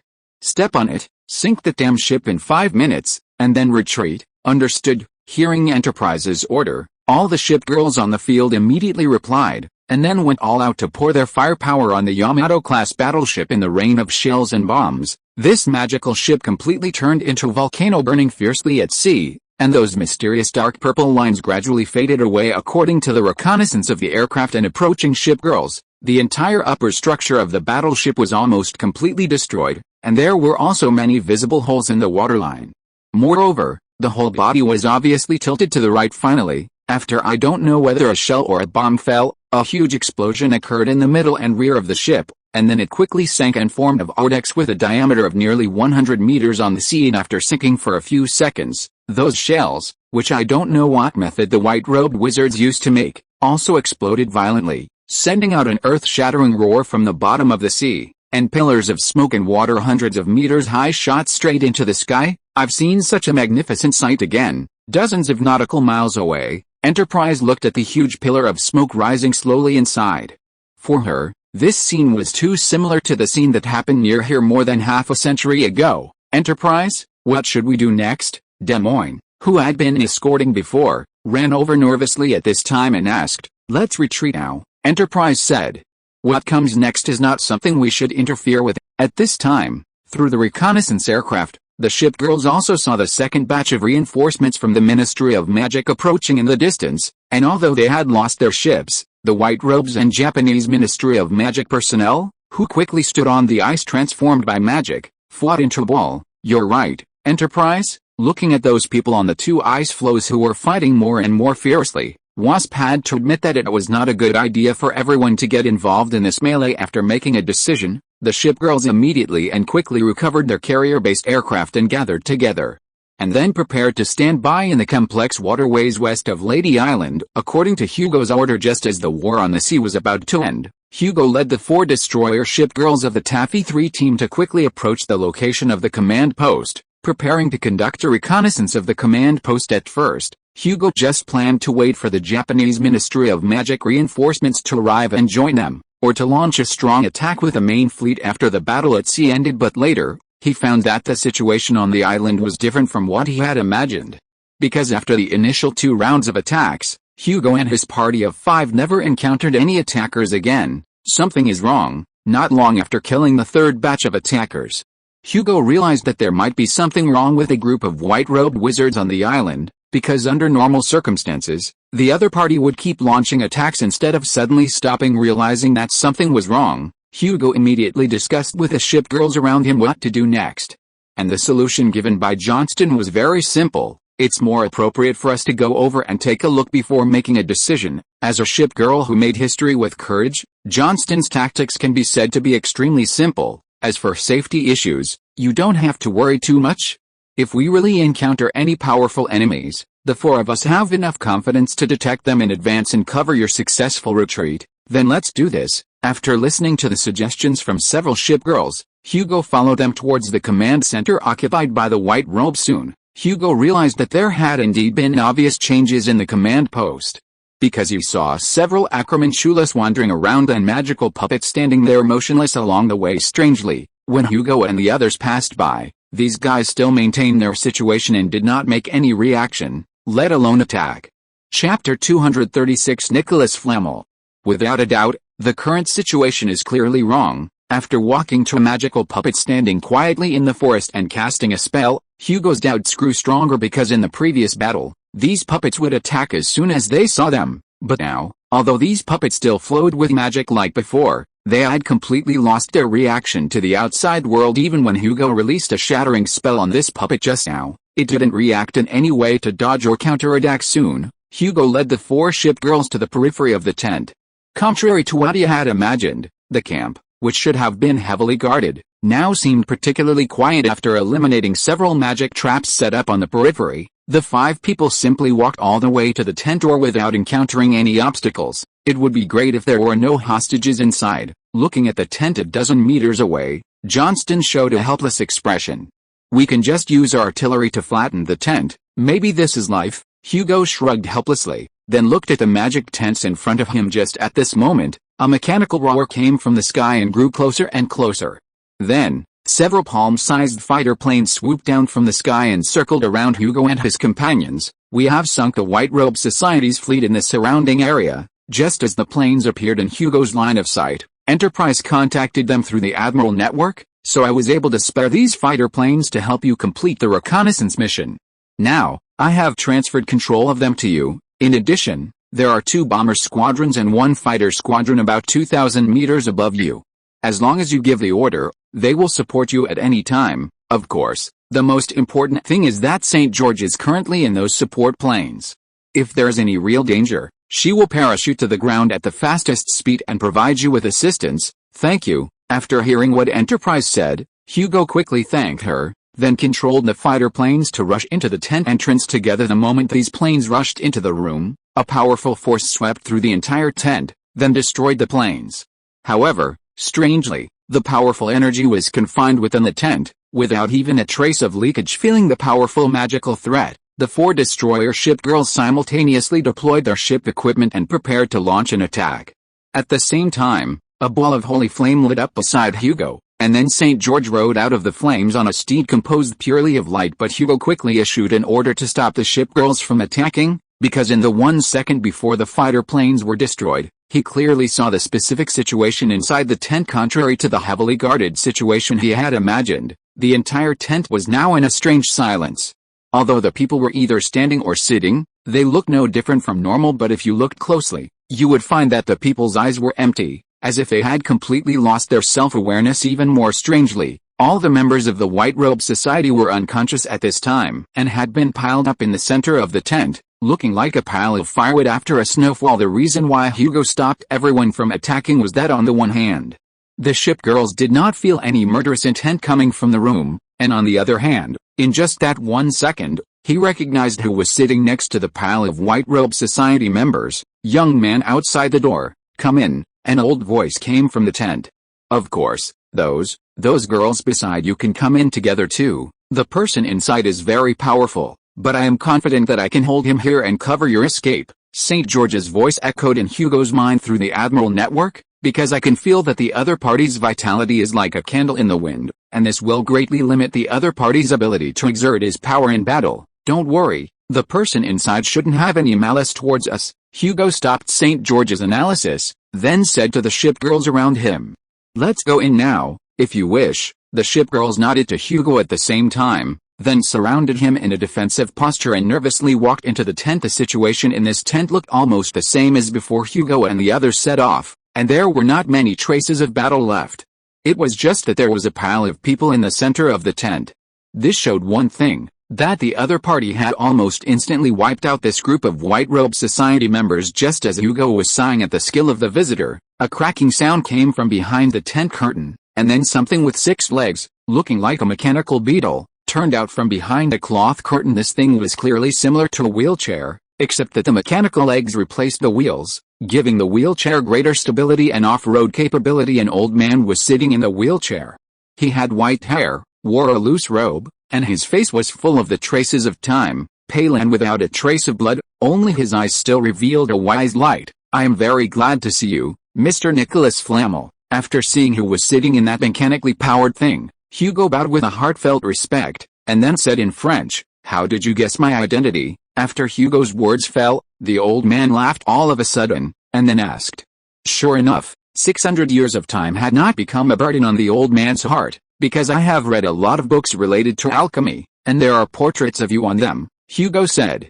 Compared with the pictures in the ordinary human world, the pictures in the wizarding world look like photos or even animated pictures, so they are very easy to recognize. Ha ha ha, this is just an extra benefit of living long. In fact, I am also an ordinary explorer on this path. Hearing Hugo say this, Nicholas Flamel, or as he is called in England, Nicholas Lamay, smiled and shook his head, then looked at them. At least on this road, you are no less than me. Sorry, what do you mean by this? A puzzled expression appeared on Hugo's face, because he really didn't understand why this alchemy master would say this to him. Although as far as his peers are concerned, having several ship girls and a complete set of runic knowledge, he can be regarded as an outstanding person, but compared with this great alchemist who has lived for more than 600 years, he is at most just an apprentice. Of course, it's your followers. Nicholas Lamay gently raised his hand and pointed to the ship girls behind Hugo. I have been pursuing the power of alchemy all my life, but I didn't realize that artificial life really exists until I saw them. Since you are also learning alchemy, then you should know that the top products of alchemy, in addition to the legendary fifth element, that is, the Philosopher's Stone, the other is artificial alchemical life, and your companions are naturally alchemical creatures on par with the Philosopher's Stone. If you are listening to this novel on a channel other than Fanfic World, it means it was downloaded and re-uploaded without effort. We warmly invite you to visit our channel, Fanfic World. There you will find the original version of this story and many other novels of various genres. We look forward to seeing you dive into a world of incredible novels. Chapter 237 Visit. Nicholas Flamel's words immediately made Hugo nervous. Hugo didn't find anything wrong with the alchemy master appearing here. After all, this was to find an inheritor for himself, and no matter how serious he was, it wouldn't be too much. But he really couldn't figure out how the other party distinguished the ship girls' unique identities, because even Dumbledore, the strongest white wizard in Britain, didn't recognize their non-human status, and the ship girls' reactions were obviously even stronger. The destroyers of the Teffy 3 once again deployed the ship equipment they had just put away, And St. George also drew the sword burning with holy flames from its scabbard. Don't worry, little ones, I have no malice. As an old man who has lived for more than 600 years, Nicholas Flamel, even without magic, his experience is enough to make him understand what Hugo is worried about at this time. For someone like me who has less than 100 days to live, everything in the world is no longer important to me. I only came here before because I didn't want this competition because of me to go wrong. As for the reason why I invited you in just now, it's very simple. It's just out of an old man who has been walking on the road of alchemy all his life's curiosity about knowledge that he has never come into contact with. Looking at Nicholas Flamel, looking at him with a pair of eyes as pure as a child's, Hugo suddenly felt that he understood why he did this after all. In this life that is much longer than others, Nicholas Flamel has never stopped pursuing the path of alchemy, so he will naturally have some kind of curiosity after seeing the ship girls. As for seeing through the identity of the ship girls, although it is a bit surprising, it is definitely not incomprehensible. As an alchemist who has lived for a long time, Nicholas Flamel may have some unknown abilities. What he said is true. Several ship girls notified Hugo through the Gradient Network, and they also felt Nicholas Flamel's inner thoughts at this time. Maybe it was out of friendliness, or maybe it was because not every wizard would block their brains at all times like Professor Snape, so the ship girls can naturally feel Nicholas Flamel's inner thoughts now. Oh, Mr. Flamel, the situation may be different from what you think. After confirming that the alchemy master called him just out of the purest curiosity, Hugo also relaxed. Although they are different from humans, they are definitely not alchemy creatures. Speaking of this, Hugo paused and received some information from the ship girls through the Admiral Network. Then he said, to be precise, they are heroic spirits. This answer was actually not the answer Hugo originally wanted. He originally wanted to make some excuses to prevaricate these things, but at the request of the ship girls, he still chose to tell part of the truth. Although Hugo didn't know why the ship girls would make such a decision after the discussion, he still decided to trust those ship girls who were more experienced in this area. Heroic spirits? After hearing what Hugo said, Nicholas Flamel leaned on the back of the chair and exhaled. Sure enough, just like I thought. The essence of magic is to turn fantasy into reality. Yes, my companions originated from historical traces and human fantasies. Enterprise's voice suddenly came from outside the tent. Then she and several battleship ship girls lifted the curtain of the tent and walked in. This is really incredible. Seeing more ship girls file in, Nicholas Flamel showed a surprised expression on his face. I used to just think that wizards can make their wishes come true, but I never thought that ordinary people could do this. The biggest difference between wizards and muggles is that wizards have magic, but there is not much difference in everyone's souls, Enterprise said at this time. So just need a special seed, and we can naturally be produced from everyone's souls. Ah, yes. You're right. Nicholas Flamel gently patted the armrest with his palm and said, it's just a pity that I have never found this seed in 600 years. As Nicholas Flamel's voice fell, a mechanical bird flew up from behind the motorized chair he was sitting on and chirped, and at the same time, Enterprise also received a warning from her reconnaissance aircraft on the periphery. It seems that those Japanese have already decided the winner, Nicholas Flamel said to Hugo and the others after receiving the information. I think we may have to find another place to chat. After speaking, he raised the magic wand in his hand and summoned several silver plates on the table, and then chanted at these silver plates, Mentos. After being cast, the silver plate trembled for a few seconds and emitted a strange blue light. Then it gradually stopped and returned to its original silver color. I don't think you want to be blocked here by all the Japanese wizards. Nicholas Flamel pointed to the silver plates that had been transformed into door keys and said, so before others come, we'd better leave here. By the way, can you use the door key? As soon as Nicholas Flamel finished speaking, everyone nodded at the same time, and then put their fingers on the silver plate. Very good, then let's set off. 1, 2, 3. As the last three was spoken from Nicholas Flamel's mouth, Hugo felt something suddenly tugging behind his navel. In an instant, the tent disappeared from his eyes. His hand was firmly stuck to the silver plate. Colliding with other people, he moved forward rapidly in the swirling colors and whistling wind. The silver plate kept pulling them, and then, his foot suddenly hit the ground, shaking his knee. The silver plate also fell to the ground with a clang. After standing up straight, Hugo found himself standing in a gorgeous courtyard. What's amazing is that everything in this courtyard looks alive. Hugo could feel that whether it was the trimmed trees, the sculptures in the fountain, or the three-story building that was the core building of the courtyard, they all seemed to be curiously looking at him. This is Tokyo, Enterprise suddenly said, and following the direction of her finger, Hugo saw the red and white Tokyo Tower standing not far away. Mr. Flamel, is there a magical defense around this house? Sensing a layer of magic power around him that seemed to condense into a solid state, and the office workers coming and going at the door who turned a blind eye to the room, Hugo asked curiously. Yes, this house is one of the few alchemy products that I am most proud of. Except for those who can obtain my permission, no existence can usually find this house. Nicholas Flamel's residence in Tokyo looks like a fairy tale world. Because the whole here is alive as Hugo felt before, whether it is the little beetle singing in the air, the potted plant that bows to everyone who passes by and makes an inviting gesture, or the mechanical parrot that is staring at Quincy, it gives people a refreshing feeling. This is what I have been studying for the last 100 years. It's a pity that, as you can see, creating life from lifeless power is a very complicated thing. Just as Hugo was curiously looking at everything around him, Nicholas Flamel manipulated the alchemical mechanical chair and walked over from behind, and then said, so this is also the reason why I invited you and your companions over. At least I hope to be able to determine whether my research direction is correct before I die. Chapter 238 Test and Learn. In the following period, Hugo and the ship girls settled down in this residence located in Tokyo.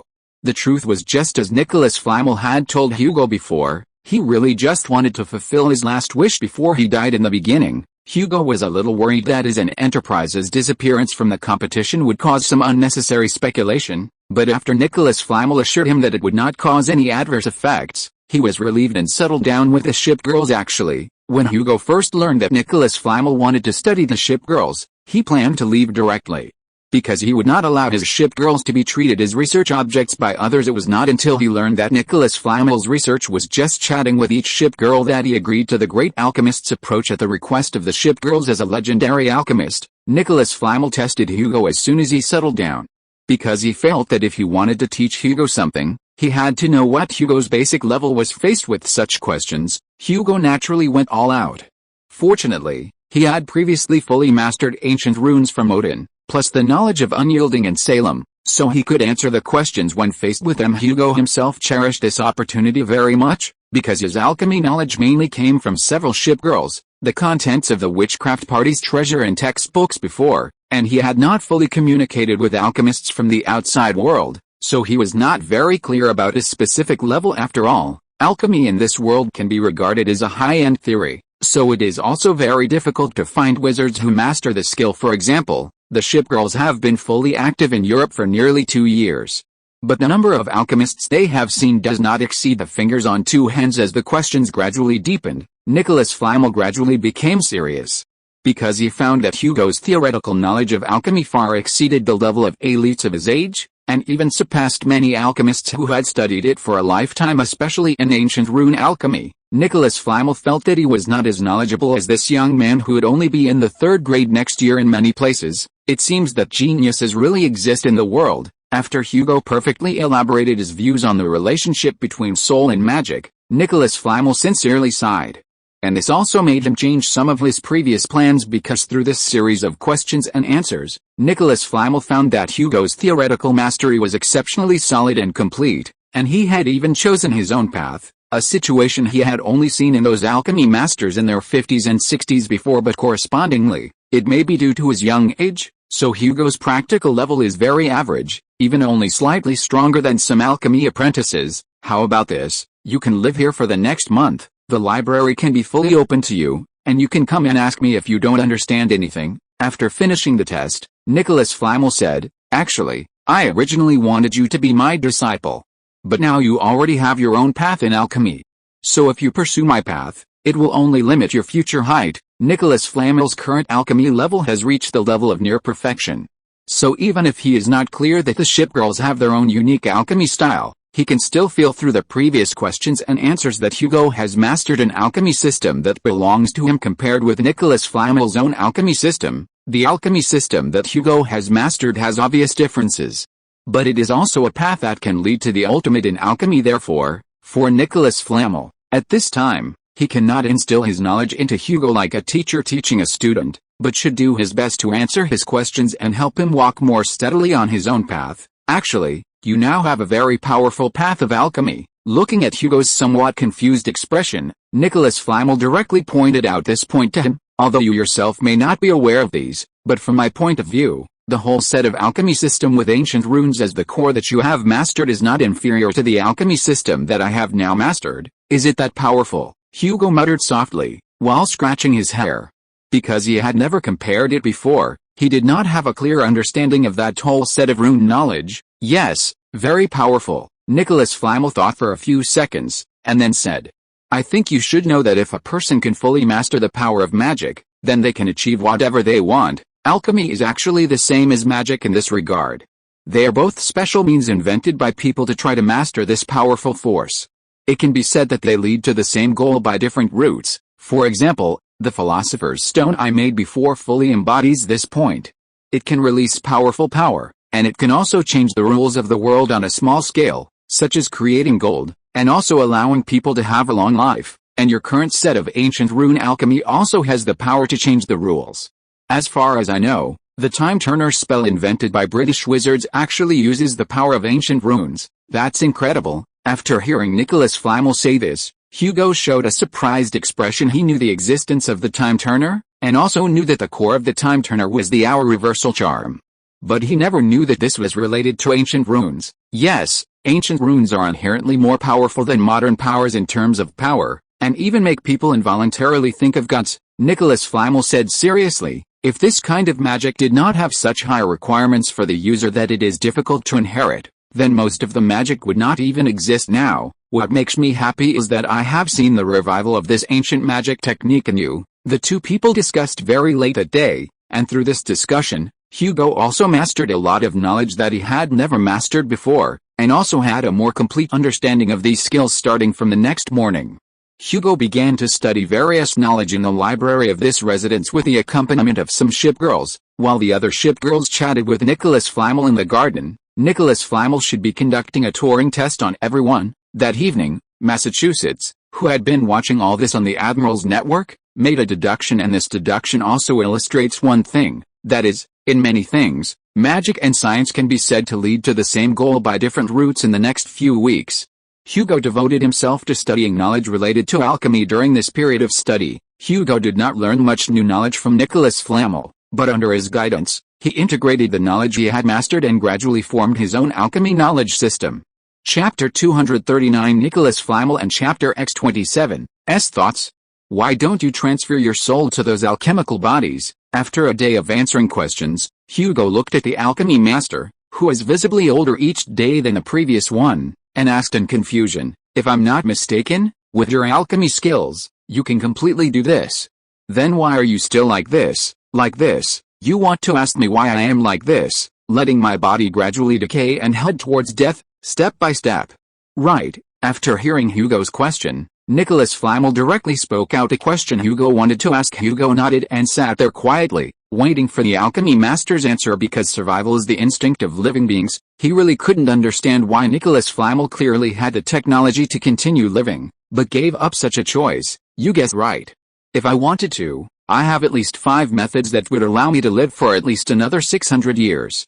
But with my in-depth research on alchemy over the past century, I finally chose to give up this path. After saying this, Nicholas Flamel showed a unique smile, like a child who had successfully played a prank, looking at the astonished Hugo, and then continued, listen, child, I haven't said the following words to anyone, neither relatives nor friends, so I hope you can keep the contents of these words secret. Don't worry, apart from me and my shipgirls, no one else will know the content of the following conversation. After hearing Nicholas Flamel's instructions, Hugo promised seriously, of course, you can certainly tell your shipgirl companions. After hearing Hugo's words, Nicholas Flamel smiled and shook his head.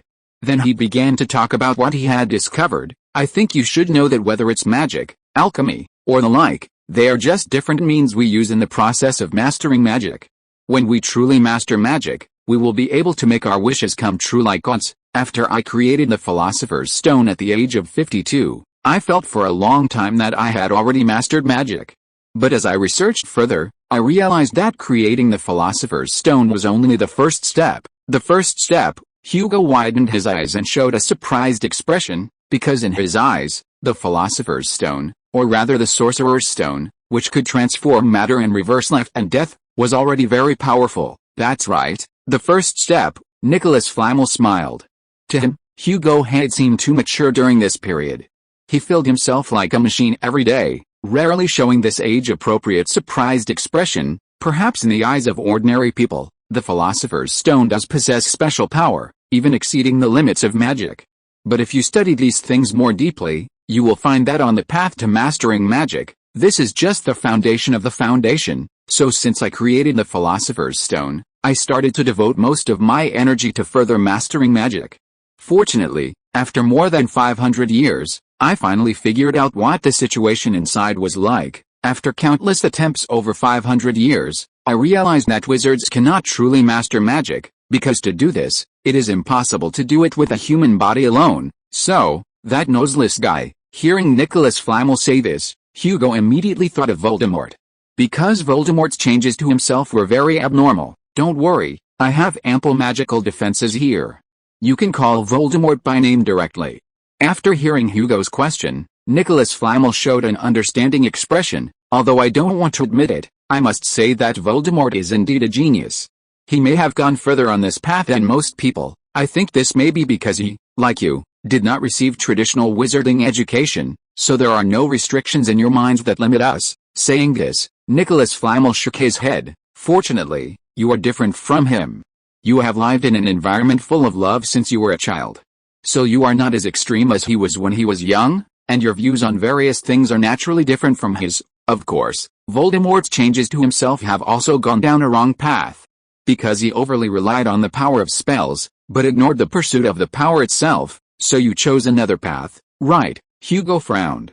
But if that's the case, I find it hard to understand why you would choose death. Ha. I did choose to face death, but this death is completely different from the death of ordinary people, Nicholas Flamel replied to Hugo with a smile.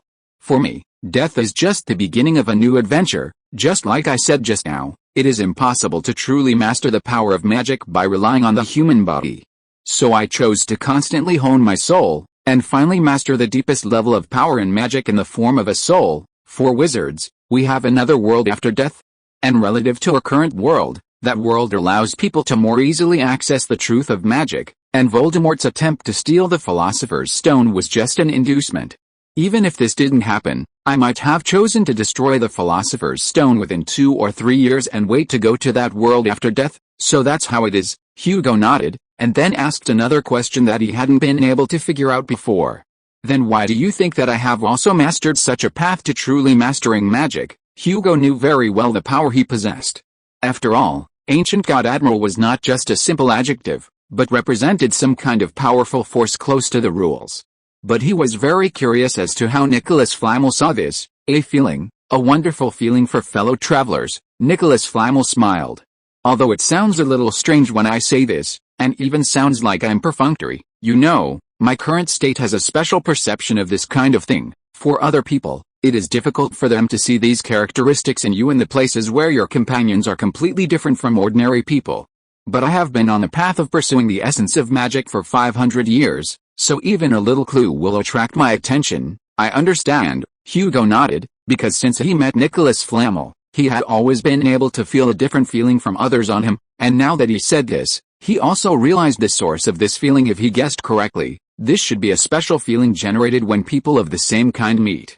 Just like the ship girls had said to Hugo before, since he first accepted the Avatar enhancement, he had actually begun to gradually become an ancient god, and the ancient god transformation is not only reflected in his own power, but also in all aspects of him. For example, Nicholas Flamel can easily find traces of another path from his alchemy, and this is also the important reason why I invited you to stay here with me for a month. Nicholas Flamel looked at Hugo and said seriously, this is not only because of your companions, but most importantly, I hope to be able to provide some help to later explorer who has not gone astray. Chapter 240 Bid Farewell. A little over a month passed quickly.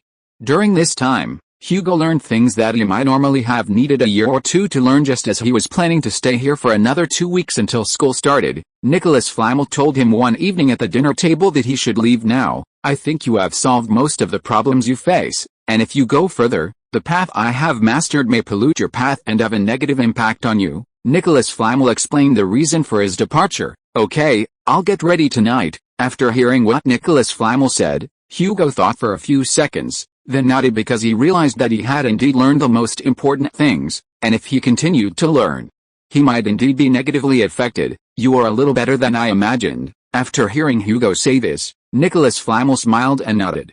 Honestly, if I didn't only have 2 months to live, I might be willing to keep you for a while longer. In Nicholas Flamel's eyes, Hugo's approach of being able to stick to his original intention in the face of temptation was very commendable, because only such people can go further on their own path. By the way, there were some letters for you before. But before, the magic defenses around my house made it impossible for those owls to deliver the letters, Nicholas Flamel said, taking out several letters from his body, and then said, in addition to the daily profit and the list of items Hogwarts needs before the start of each school year, there is also a letter from the British Ministry of Magic to you and a notice of conferment. Conferment? What's going on? Hugo frowned when he heard Nicholas Flamel say this. Because he really couldn't remember when he had received a medal. I think that's because of me. Nicholas Flamel had a childlike smile on his face. Because I told those Japanese Ministry of Magic members who came later that you rescued the hostages in the tent by releasing the sleeping draft, because you rescued those up-and-coming talents in alchemy from various European countries, which is equivalent to saving the future of European alchemy. Therefore, the Order of Merlin has decided to award you the Order of Merlin, first class, but this is clearly you. Hugo stood up excitedly.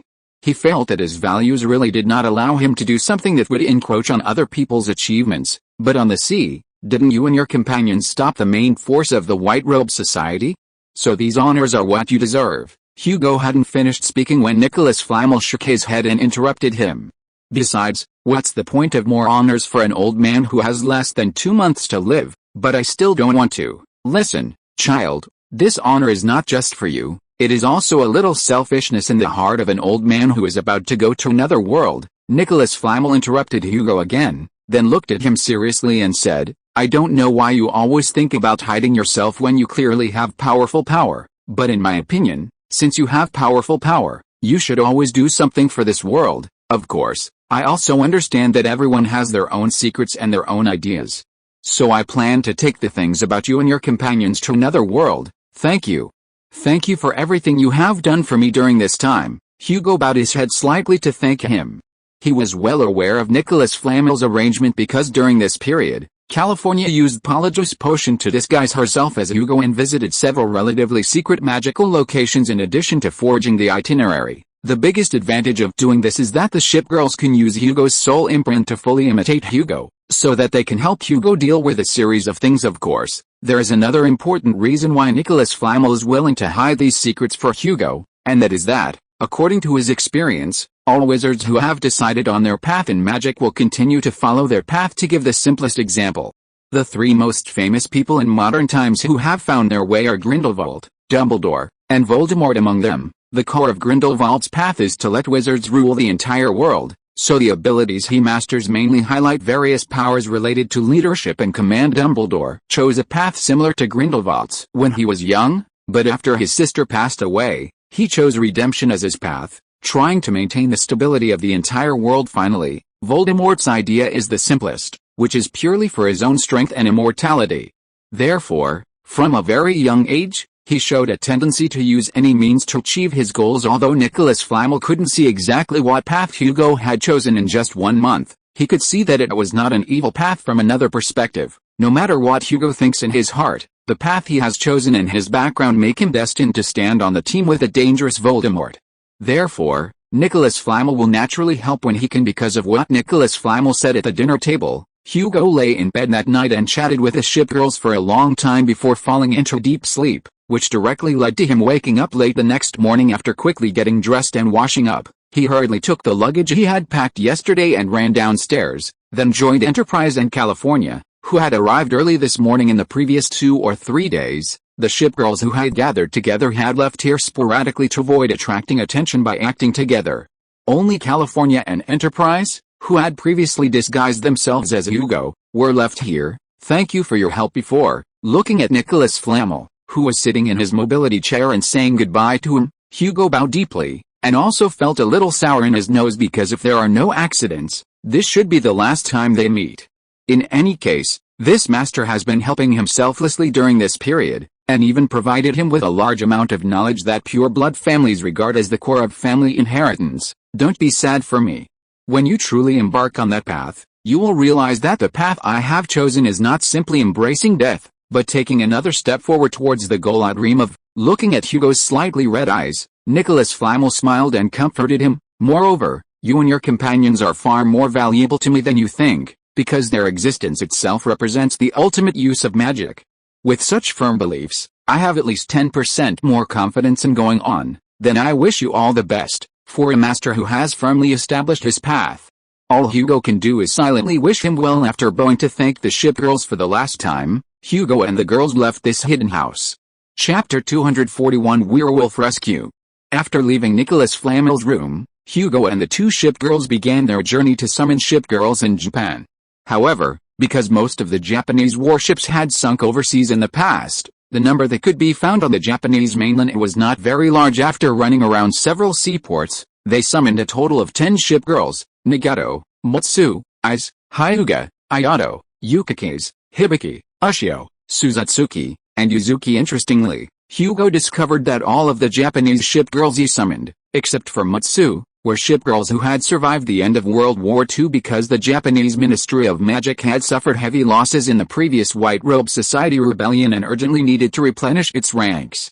The mission of these ship girls was to take advantage of this opportunity to infiltrate the Japanese Ministry of Magic. Because the schedule was tight, Hugo only had time to say a few words to them after summoning the ship girls and arrange the next course of action, before taking Yukikaze and the two American ship girls back to England through a series of international flow network channels. It must be said that with magic, intercontinental travel is very fast. Even if it goes halfway around the world, it only takes a little over an hour. However, from a comfort perspective, this kind of travel that makes people feel like they are being stirred in a washing machine is quite a test of one's spirit. Even the ship girls thought that if time wasn't so tight, it would be better to take a full day's flight for this kind of long-distance travel next time. Upon returning to London, Hugo did not go straight home, but went with the 3 ship girls to a safe house located in the Whitechapel district of London. This was partly because the award ceremony was that afternoon, so he felt it would be better to go home after he finished all this work. In addition, he had been isolated from the magical world for a whole month with Nicholas Flamel,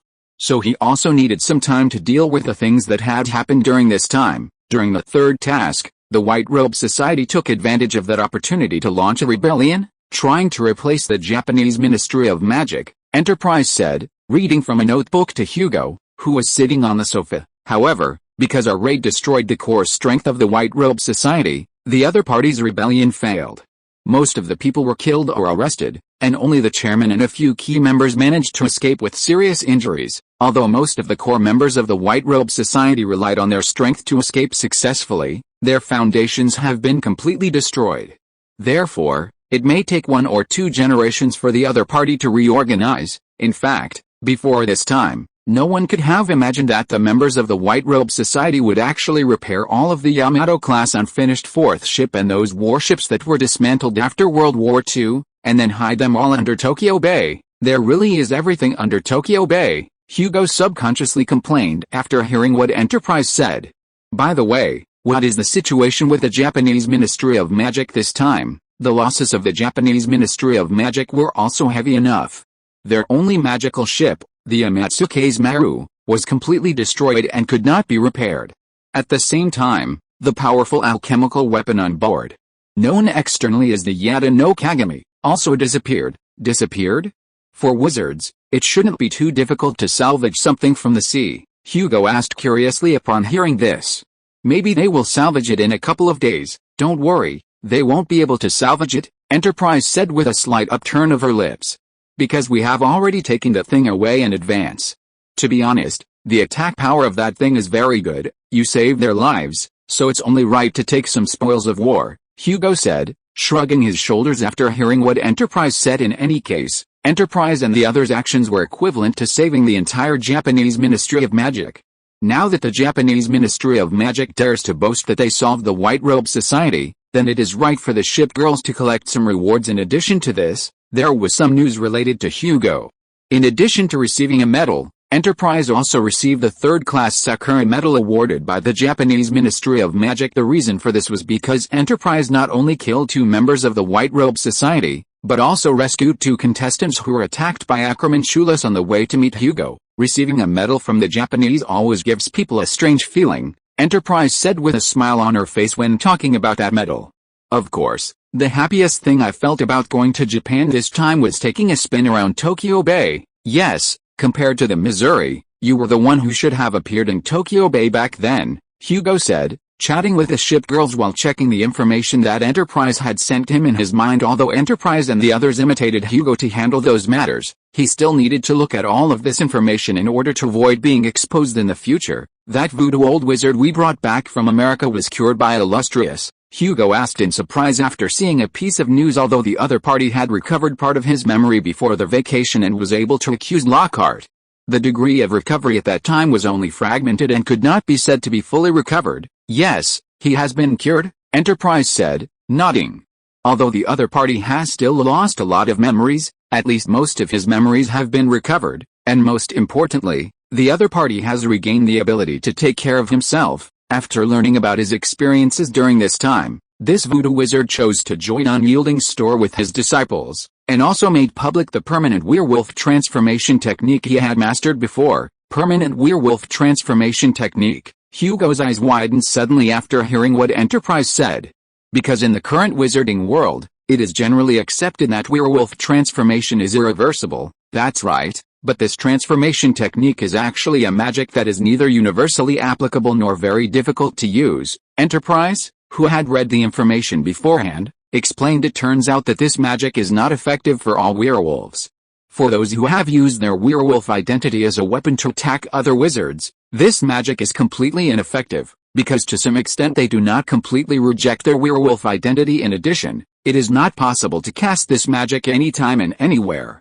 Instead, it must wait until the night of the full moon to cast it on the werewolf who has transformed into werewolf form. More fatally, because this magic involves the soul, the user must make close contact in a one-on-one situation and physically suppress the werewolf before this magic can be effectively cast. If the spell is successful, then this werewolf will be transformed from the original uncontrollable werewolf transformation once a month to a state where they can transform into controllable werewolf at any time, while losing the dangerous ability to infect. It sounds like this is a very powerful magic, but because the casting process is almost like playing with one's life, the American voodoo old wizard has never dared to use this transformation technique he invented since he integrated traditional voodoo with modern magic. It was not until he was unfortunately cornered by a werewolf during the last werewolf attack that he used this transformation technique he invented out of desperation and succeeded. After we analyzed this magic, we discovered that this magic is actually not as mysterious as we thought before, Enterprise said, shrugging her shoulders at the end. It's just that now everyone thinks about suppressing the beastly side of werewolves when they talk about them.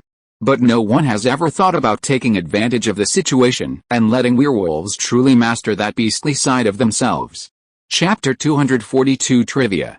Traditional voodoo magic includes many spells that, while different from animagus transformations or advanced human transfiguration, can still turn people into various animals. These spells may have been gradually phased out by modern magic due to their difficulty in casting and the need for various auxiliary equipment or materials, but in reality, some of them still have merit. For example, the spell for permanently transforming werewolves is one such case, incorporating a large amount of animal transformation techniques from traditional voodoo. So, we've obtained a unique magic, Enterprise said with a smile. Compared to normal wizards, the ship girls can easily suppress the werewolf transformation with their own power and cast this spell. According to our plan, we will next try this spell on the werewolves we captured last time, and then gradually expand the range of werewolves who can accept the transformation. I remember those werewolves attacked other people last time, right? Can they also be converted? Hearing Enterprise say this, Hugo frowned. They can accept the conversion because the batch of werewolves we received were all enslaved by those dark voodoo wizards, and should be regarded as tools of the crime rather than criminals themselves during the crimes, Enterprise explained. Besides things related to werewolves, the shipgirls have also done a lot of other things during this period. For example, Unicorn has successfully interacted with the creatures in the Forbidden Forest at Hogwarts. Furthermore, the shipgirls led by the Soviet Union successfully took the opportunity of the siege of Sarajevo to completely integrate the forces of all parties. According to them, all the problems will be completely resolved by the Christmas holidays. Oh, right, there's one more thing I need to tell you. As the conversation drew to a close, Enterprise wore a smile on her face that resembled a successful prank. Harry has been staying at Hood's house for 3 days now. What did you say? Hearing Enterprise say this, Hugo suddenly looked up at Enterprise, who was wearing a smile on her face. It's normal that he didn't know about this beforehand. After all, destiny points can only be obtained after the event is over, so theoretically, this kind of change in fate must be reflected after the start of school. You know, Harry blew up his aunt, and then ran away from home. Yes, of course I know, Hugo said as he sat up from the sofa. But the question is, how did he end up at Hood's house? It was an accident, Enterprise said with a helpless expression. Originally, under normal circumstances, Harry should have seen Sirius Black transforming into a black dog and lit up his wand, accidentally summoning the night bus. But the actual situation was that Hood took Firefly and Veneto to a famous all-you-can-eat barbecue restaurant in Surrey, and happened to meet Harry sitting by the roadside thinking about the future when they were returning after dinner, and then the following things happened naturally. After all, it's not a good idea to let an acquaintance wander the streets late at night in this situation, so they simply took him home temporarily. Then didn't the Ministry of Magic and Dumbledore say anything? Hugo asked, puzzled. You know, since Harry is regarded as the savior of the wizarding world, wouldn't they consider Harry's safety? Don't forget that Sirius Black is still wandering outside this year. In this case, letting Harry live in the home of someone who doesn't know magic may not be a good idea. Hood and Firefly met Professor McGonagall at the door of the house when they took Harry home, but after she confirmed that Harry was safe, she allowed Harry to live in Hood's house. Enterprise also showed a puzzled expression. Actually, when I received this information 3 days ago, I also felt a little unbelievable, but later I realized that this choice is not strange. In the original story, Harry was arranged to stay at the Leaky Cauldron. Compared to that place, Hood's house has previously set up a lot of protective magic, and the degree of safety is not worse than the crowded Leaky Cauldron. I think this may be the reason why Professor McGonagall allowed Harry to live with Hood after asking Harry's plans. Okay, what a pleasant surprise, Hugo said with a smile.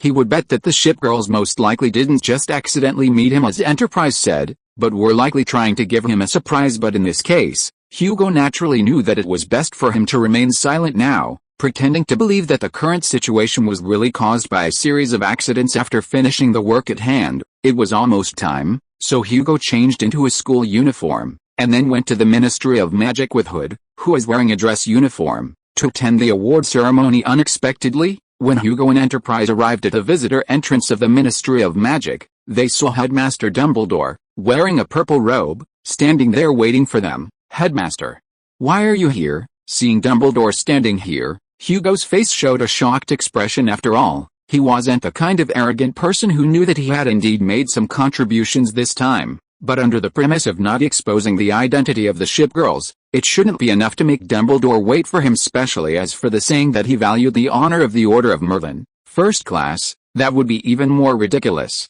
People like Fudge or Percy might be interested in this kind of thing, but with Professor Dumbledore's experience, he had long passed that superficial age. I'm here to take you to the award ceremony, Professor Dumbledore said with a smile. The visitor entrance of the Ministry of Magic is full of people now. If you go down from here, you probably won't be able to get out of the siege of those reporters for a while. So, after notifying Minister Fudge, I came up to pick you up and prepare to send you directly to the hall. After explaining, Headmaster Dumbledore pulled Hugo and Enterprise, and then used the Phoenix to teleport them directly to hall in the Ministry of Magic. For Hugo, receiving the first-class medal this time should be considered something expected. Because among the reasons for receiving the Order of Merlin, the first-class medal is used to reward outstanding courage or extraordinary magic. Under Nicholas Flamel's operation, in order to avoid exposing the ship girls, the other party concealed the major contributions made by the ship girls at sea at that time and transferred the credit for rescuing the hostages to Hugo. In this case, the matter became a young wizard who was only in his 3rd year of school, using various means to fight wits and courage with terrorists in dangerous situations, and finally successfully rescue the hostages in the beginning. Some members of the Order of Merlin opposed awarding Hugo such an honor because he was too young, but in the end, under the pressure of the British and other countries' ministries of magic, they finally made a decision to agree. The reason why the Ministry of Magic took action was because this incident was too embarrassing for the European wizarding world. Therefore, they had to find a highlight to divert everyone's attention. Obviously, Hugo was such a highlight. So, under the joint nomination of Professor Dumbledore and Minister Fudge, he finally successfully obtained the Order of Merlin, first class. After simply cooperating with the reporters to take a few photos, Hugo and Enterprise sat down in the designated seats and waited quietly for the start of the ceremony. The new book Treasure Hunt Starts from Britain has been released. Everyone can take a look. Chapter 243 Honors. I think everyone should know something about what happened in Japan when summer vacation started. At that time, a group of anti-magic militants in Japan attacked the alchemy competition venue. Around 5 p.m., the awards ceremony began. As Minister of Magic, Fudge was the first to stand on the stage and begin his incessant chatter. For a pure politician like Fudge, he would naturally not miss this good opportunity to show his face. However, for the people below, it was inevitably a bit annoying. The guy next to Fudge should be Umbridge. Although Hugo pretended to listen to Fudge's speech on the surface, nodding from time to time to pretend he was listening with relish, he was actually chatting through the Admiral network in Enterprise. That's right, the guy with a toad-like face and wearing pink should only be her, Enterprise said, looking at Umbridge, who sometimes lowered her head to write something in her notebook, and sometimes raised her head to look at Fudge with an admiring gaze. But seriously, this guy should be Fudge's confidant in the Ministry of Magic. Of course, I don't think Umbridge is loyal to Fudge. She is only loyal to power and status. Because of Hugo's bravery, all the contestants and teachers who were taken hostage were successfully rescued, and the attackers were also brought under control, allowing the entire attack to be resolved perfectly. Therefore, after discussion by all members of the Order of Merlin, it was decided to allow Mr. Hugo Granger to join the Order of Merlin in accordance with the regulations of the Order of Merlin, and to award him the first-class Order of Merlin. On behalf of the Order of Merlin, I would like to pay high tribute to Mr. Granger.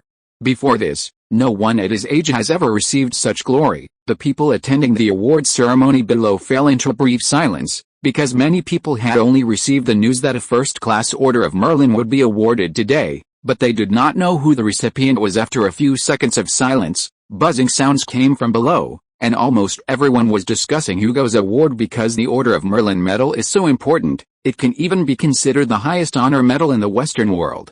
Countless wizards dream of obtaining such a medal. However, apart from a few people like Sirius's grandfather or Fudge, who bought the medal with power and money, most of the recipients have made great contributions to the magical world. For example, the recipient of the third-class order is required to be someone who has contributed to knowledge or entertainment, which is considered the easiest to obtain among the 3 levels of medals. But Lockhart spent more than 10 years plagiarizing the experiences of dozens of people to get this medal, until he became the number 1 in popular fiction. The first-class order purely requires risking one's life.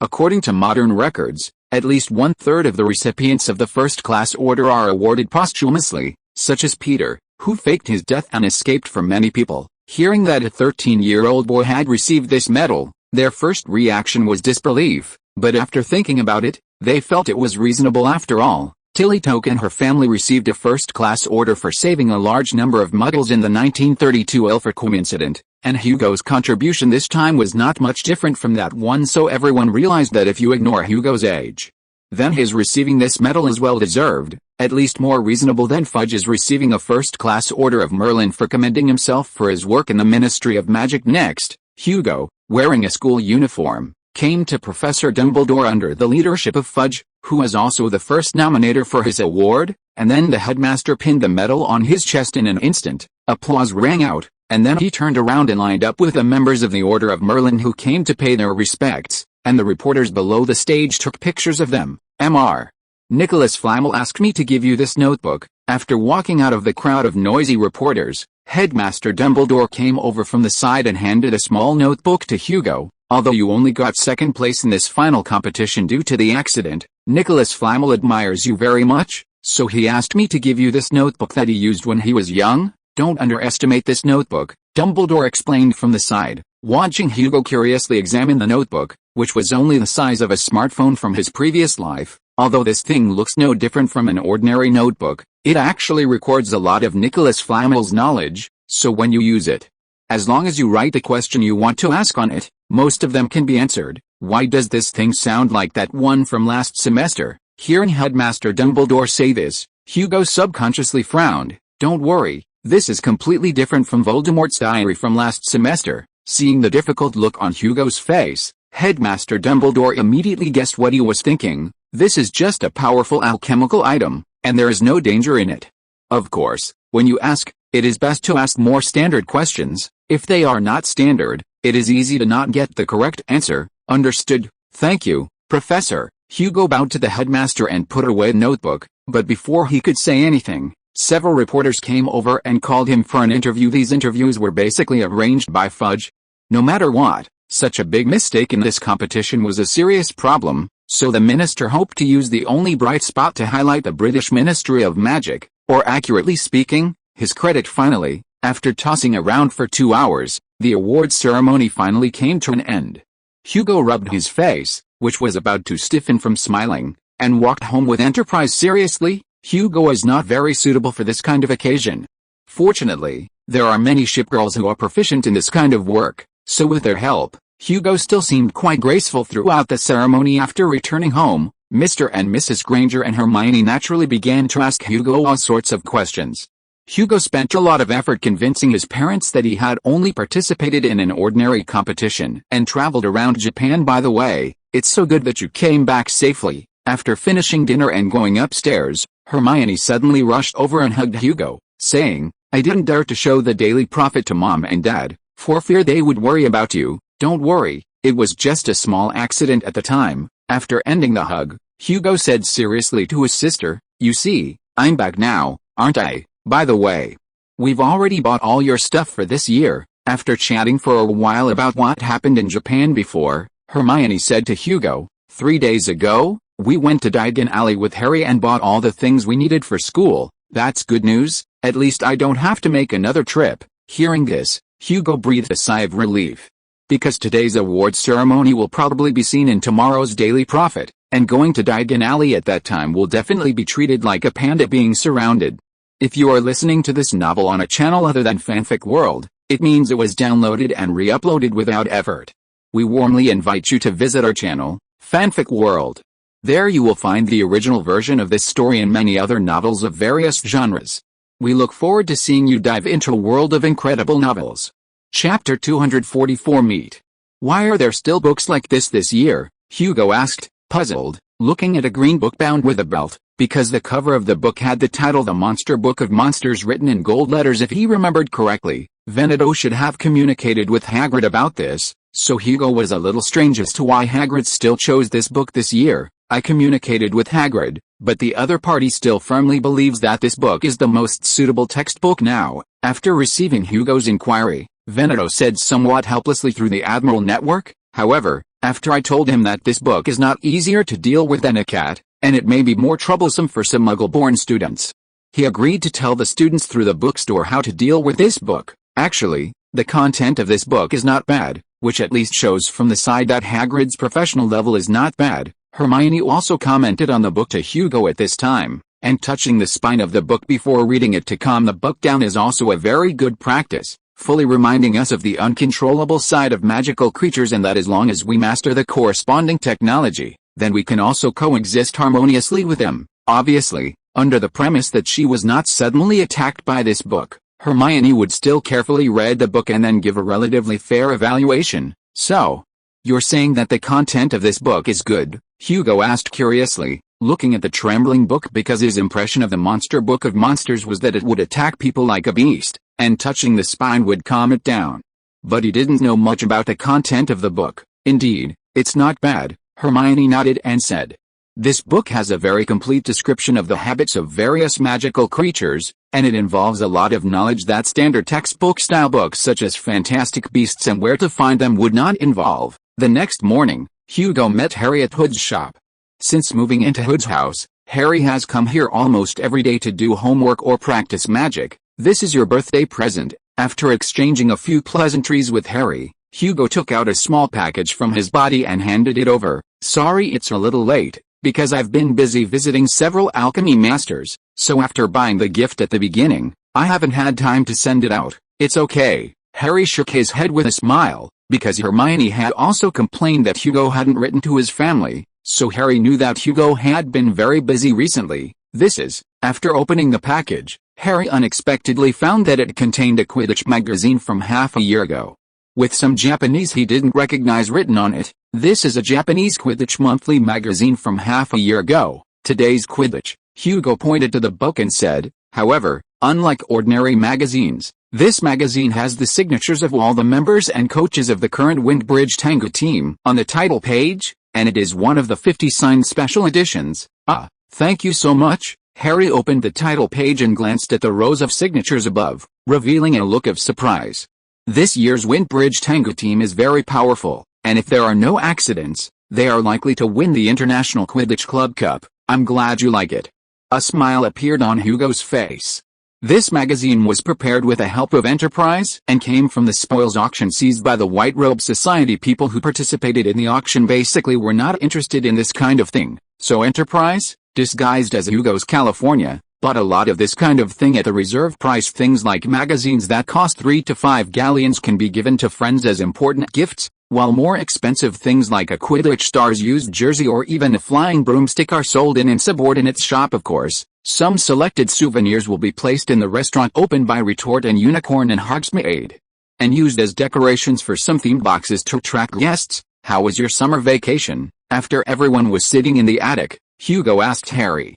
After I came back, I heard that something happened to you, and you accidentally blew up your aunt. It's not Harry's fault, Hermione, who had learned about the details in advance, said before Harry could answer.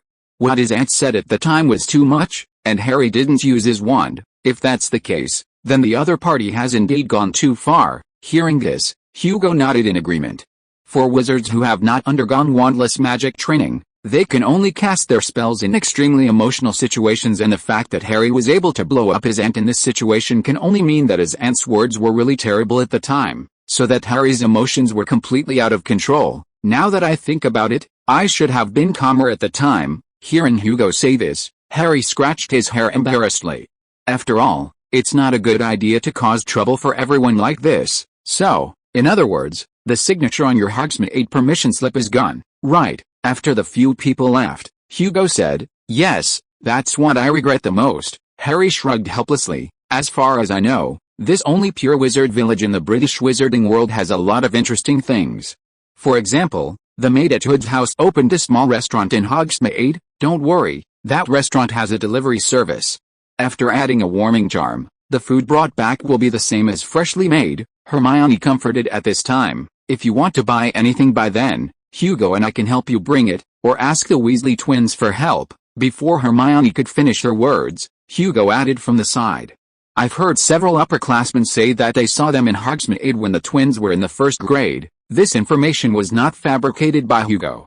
It is indeed difficult for ordinary people to attract attention when they enter Hogsmeade among a large group of students on Hogsmeade Day, but the twins are too conspicuous, Hugo. Before Hugo could finish speaking, Hermione turned her head and glared at her brother. You shouldn't encourage Harry to break the school rules, especially in the current situation. Okay, I was wrong. After being yelled at by his sister, Hugo quickly admitted his mistake, and then changed the topic and said, why do you have 2 school bags? Oh, don't I have more elective courses than you? Hermione said, those are the textbooks and reference books for arithmancy, care of magical creatures, and ancient runes. Seriously. There are not many valuable reference books on ancient runes on the market now. And the valuable ones are often regarded as treasures by those pure-blood families and are not taken out. After hearing Hermione's book list, Hugo subconsciously complained, but this is already the best book written on the market. Hermione shrugged somewhat helplessly and said, I don't know where to find the ones you mentioned. This is easy to handle, Hugo said, taking out a handwritten notebook from his bag. This was shared with me by Veneto. His sister has a friend who is an expert in this field, so she has a lot of research in this area. And she doesn't mind sharing this knowledge with others. Chapter 245 Back to School. Over the next 2 weeks, time was spent in various studies and discussions.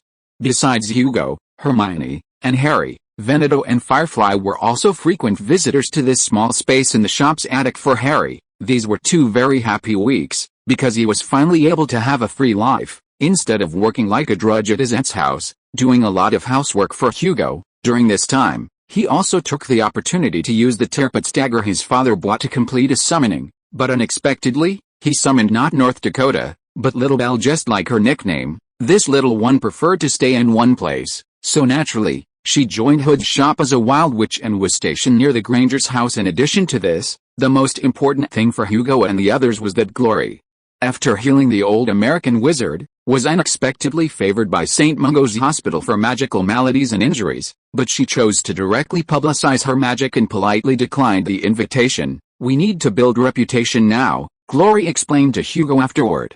"Besides, compared to St. Mungo's, I think we also need a secret treatment place. Compared to entering the system and becoming a famous healer at St. Mungo's, I think a healing master who lives in seclusion in a busy city sounds better." However, although she politely declined St. Mungo's invitation, publicizing her healing methods still earned Glory a lot of goodwill from St. Mungo's. So St. Mungo's also gave Glory the title of honorary healer and prepared to start a series of collaborations with her. Although the development of the situation was somewhat beyond expectations, the ship girls generally handled their respective affairs well throughout the vacation. So, on September 1st, Hugo put aside all his worries and went to King's Cross Station when the five of them said goodbye to the Grangers and Hood and arrived at platform 9 and 3/4. They were surprised to find that their timing was indeed perfect, as the Weasley family was all standing on the platform, talking about something. "Harry, you don't know how nervous Arthur was at the Ministry of Magic when he heard that you had left your aunt's house and disappeared." After meeting, Mrs. Weasley enthusiastically pulled Harry aside to chat. Several girls also gathered together to exchange their experiences during the holidays. At this time, Hugo walked to a pillar with the twins, and then, under the cover of the pillar, they exchanged information about what happened in the previous alchemy competition. "You did a great job, Hugo." After reaching the back of the pillar, Fred and George each put their hands on Hugo's shoulders, and then Fred said to Hugo with a bright smile, "I really didn't expect that you could create a powerful hypnotic powder in such a short period of time, then knock down all the terrorists and rescue the hostages." "Yes, so I said from the beginning that you should receive the Order of Merlin," George added from the side. "I believe that most adult wizards don't have the ability and courage like you to do everything you've done. I just did it on a whim at the time. It's not as great as you said." Hugo shook his head gently, knowing his own limitations, and said, "And I have to say it was an adventure. I was just lucky enough to succeed." "I don't think it's just your luck." Fred shrugged, then asked in a low voice, "By the way, do you have a weaker version of that sleeping potion? We developed a daydream charm before, but it's really troublesome to make people fall asleep." "I do have some, but I personally think it's more appropriate to find a way to make a weakened version of the stupefy charm. Otherwise the cost may be too high, which will affect sales." "Okay, kids, it's time to get on the train." After everyone chatted for 7 or 8 minutes, Mrs. Weasley's voice came from the side, so everyone bid farewell to Mr. and Mrs. Weasley and walked into the carriage. Only Harry, who was walking at the end, was pulled away by Mr. Weasley, presumably to tell him about Sirius because talking on the platform had taken up a lot of time. Most of the carriages were now full of students. Therefore, Hugo and the others could only look for empty carriages all the way to the back. Along the way, Hugo found himself more popular than usual, and everyone who knew him took the initiative to greet him. Obviously, this should be largely related to his previous receipt of the Foreign Order of Merlin. When everyone walked together to the door of the first compartment in the last carriage, Hugo saw Enterprise sitting alone in the carriage, gnawing on a hamburger. "You can sit here.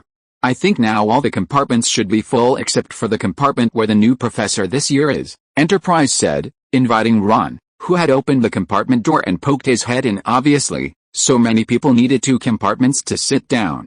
So Hugo, Hermione, Veneto, and Firefly sat together with Enterprise in one compartment, while Harry sat with Ron, Ginny, and the Weasley twins in the next compartment. Soon, the train started. The Hogwarts Express left the platform in a cloud of milky white steam and headed north. I rarely see professors taking the Hogwarts Express to school. After the train had been running for a while, Hermione shifted the topic to the 2 professors on the train today. "Is this related to Sirius Black's escape from prison?" "Actually, every professor can go to the headmaster's office fireplace through the Flu Network, or operate to Hogsmeade and take a carriage to school. Because those transportation methods are faster, few professors are willing to shake on the train for a whole day. As for why I appeared here, the reason is very simple." Enterprise spread out her palms. "I think you should know that I now have a very important job in this school, which is to be responsible for security work. So this year's situation naturally requires me to guard the train. As for Professor Lupin next door, I guess you might want to relive his journey to school.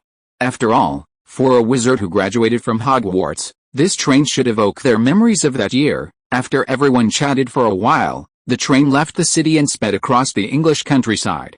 Because they didn't want to waste time, several people simply took out a book from their bags and read it. To be honest, although the Hogwarts Express is an old-fashioned train from the 19th century, under the transformation of magic, the stability of the entire train is no less than that of high-speed rail in later generations, and it is very suitable for reading. The only thing that disturbed them was a few minutes after the train left the city, Malfoy led two little followers to open the carriage door, wanting to say something, but when he saw Enterprise, he shrank back. Maybe the weather throughout England was bad today, so the further north the train went, the heavier the rain fell, and eventually a dense, viscous gray appeared on the window glass and gradually deepened. Okay, everyone, stop reading now, otherwise it's not good for your eyes. Looking at the dim yellow lights on the corridor and luggage racks, Enterprise put down the book and called out. Chapter 246 Raid. Are we there yet? Hermione asked curiously, closing her book. She had noticed the train was slowing down, and it was dark outside. I don't think so, Enterprise said, taking out her wand and standing up. This place is still about 20 minutes away from Hogsmeade Station. Something's not right. Both the memories in her mind and her combat experience made Enterprise realize the situation was abnormal. So, wand in hand, she stood up from the window seat and walked towards the carriage door. Just as Enterprise warily reached the door, the train screeched to halt. Then, the dim yellow lights in the carriage flickered twice and went out, loud and clear. Enterprise decisively cast a spell on herself and shouted loudly. Everyone, sit in your seats and close your compartment doors. Do not appear in the corridor. The moment the lights went out, the students on the train immediately became noisy. Fortunately, Enterprise's shout, combined with the prestige she gained from single-handedly killing the basilisk last year, allowed her to quickly control the situation on the train. Then, Enterprise waved her wand and relit all the lights that had just gone out. Although illuminating oneself in most nighttime battles is a foolish act, considering that the creatures attacking this time do not rely on sight, reducing panic by turning on the lights was the first priority. However, even with the return of light, everyone on the train remained uneasy. Because the entire carriage seemed to be immersed in water, becoming chillingly cold, with a piercing coldness gradually seeping into the entire body from the soles of their feet. Hugo noticed that the three ladies in the carriage did not look well, but he also knew that the two ship girls were only pretending, actually taking the opportunity to move to the window and door, ready to launch a fatal attack on anyone who entered. What exactly is going on? Hermione grabbed Hugo's hand, her breathing becoming rapid. Don't worry, Professor Halsey is still outside, Hugo said, gently squeezing his sister's hand to reassure her. Stop. Get off the train. There are only students in these carriages. You have no right to extract joy in this place. Enterprise's voice suddenly boomed throughout the entire train. Not far from her, a Dementor ignored Enterprise's warning and slowly took a breath towards the last compartment in the carriage. This breath was long and slow, and trembling, as if trying to inhale something other than air from the surroundings. Expecto Patronum. After realizing that the Dementor was ignoring her warning, Enterprise pointed her wand at the evil monster and recited the incantation. Instantly, a blinding white light shot out from Enterprise's wand, then transformed into a bald eagle made of light, charging straight at the Dementor standing at the end of the corridor. The two collided silently, and the light from the bald eagle washed over the black monster like a wave.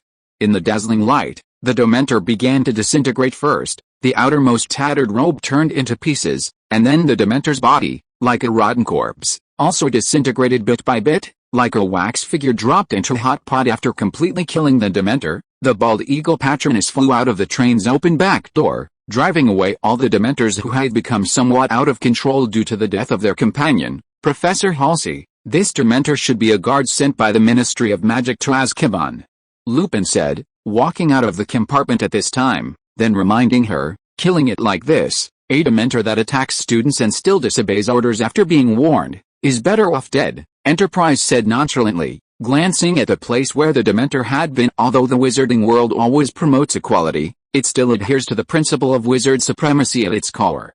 Therefore, as the person in charge of school safety, no one would make trouble for Enterprise for attacking and killing a Dementor that attacks students. On the contrary, the guy who ordered the Dementors to search the Hogwarts Express today will probably be punished. After all, the students sitting on this train can be said to be the future of the British wizarding world.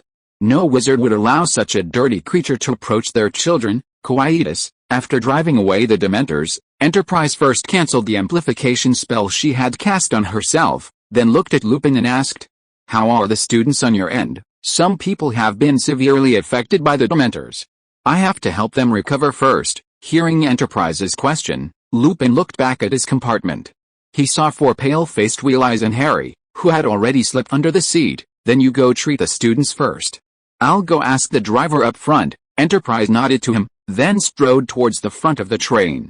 What was that thing just now? Only after the sound of Enterprise's leather boots tapping on the carriage floor faded away did Hermione show an expression of waking up from a nightmare and ask Hugo. "I feel like I had a nightmare. A Dementor came on the train to search and attack the students." Hugo briefly explained to his sister what had just happened. He was now much better overall than his sister. Because of the existence of the Admiral Network, he had a strong defense against this kind of attack targeting the soul and was almost unaffected when Hermione learned that the Dementors had attacked Harry and the others. She and Hugo went to the compartment to visit Harry and his friends. They saw Harry half lying on the seat, eating chocolate with a pale face, while Lupin was saying something to him. "Harry, how are you doing now?" Seeing Harry's ugly face, Hermione asked softly. "I just fainted." Looking at Hermione and everyone's nervous expressions, Harry said softly and quickly. "I also heard some terrible screams. It seems you are more sensitive than others when facing this monster," Hugo said in a low voice. "On average, only 1 or 2 out of every 100 people will be like you. Is it because I'm more fragile than others?" Hearing Hugo say this, a frustrated expression appeared on Harry's face. Even Ginny just shrank in her seat and trembled. "But she definitely didn't faint directly like me. Don't worry, it doesn't mean you're worse than others in this regard." Hugo shook his finger and said, "This kind of creature is called a Dementor, which can suck away people's happiness and arouse all painful memories. Do you mean that the reason Harry fainted is because he has experienced pain that others have never experienced?" After hearing Hugo say this, Hermione reacted, "Yes, think about why Harry is called the savior of the wizarding world," Hugo said, turning his head to stare into Harry's green eyes, and then said, "So you don't have to feel ashamed of your fainting. It's just because you've experienced much more pain than others." With a jolt, the train resumed its forward motion. During the rest of the journey, they didn't talk much, just silently eating chocolate. Finally, the train finally stopped at Hogsmeade Station. Chapter 247 Opening Ceremony. "Good evening, Hagrid." After getting off the train with his luggage, Veneto greeted Hagrid, who was standing on the platform holding a lantern, ready to lead the new students on the traditional journey across the lake. "Is it still necessary to take a boat in this weather?" "Yes." Hagrid wiped the water off his face with his hand and said. "Before I left, I saw Madame Pomfrey brewing a large pot of cold medicine.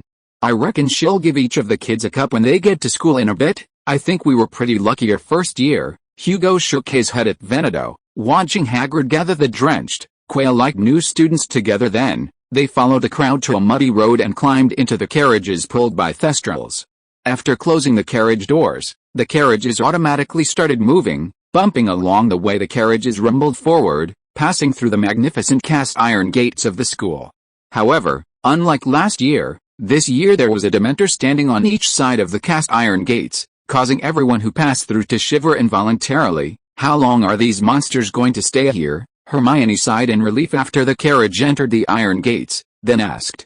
"If they stay for too long, Hogwarts will probably be no different from Azkaban. I saw in the newspaper that it seems they'll only withdraw these monsters after Sirius Black is caught," Veneto said helplessly. "Although the Ministry of Magic claims these things are under their control, I think the situation on the train just now speaks volumes." Just as everyone was discussing the Dementors, the carriages picked up speed on a long, sloping driveway, and drove all the way to the castle before stopping at that moment.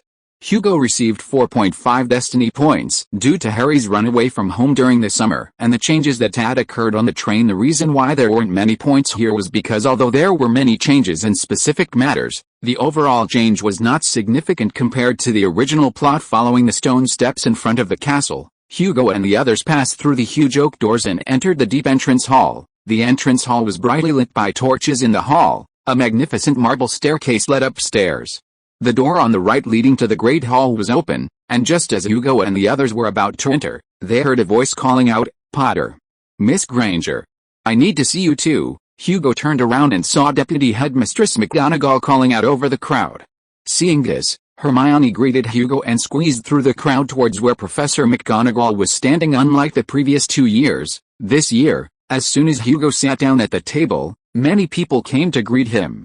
It seemed everyone was curious about the alchemy competition during the holidays and his receipt of the Order of Merlin, first class. Besides that, the Dementor attack on the train and the company's bald eagle Patronus were also popular topics, with many people discussing the Dementors in Azkaban. Everyone's voices grew louder and louder until Professor Dumbledore announced the start of the sorting ceremony, and everyone quieted down and watched the group of first-year students, who looked like drowned chickens, go on stage to be sorted. Because Professor McGonagall had something to do this year, the sorting ceremony was overseen by Professor Flitwick, whose qualifications were second only to Professor McGonagall. He used a clever spell to float himself less than 1 meter off the ground, then held a list in one hand and the sorting hat in the other to begin sorting the new students. The sorting ceremony ended quickly.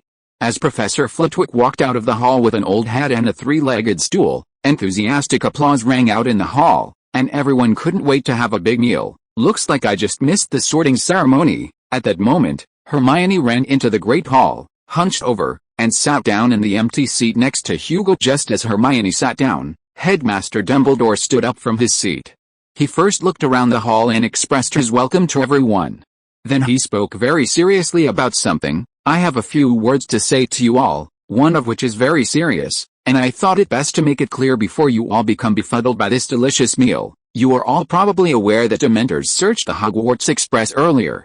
Currently, our school will be hosting several Dementors from Azkaban. They are here to carry out official business for the Ministry of Magic. At this point, Professor Dumbledore paused.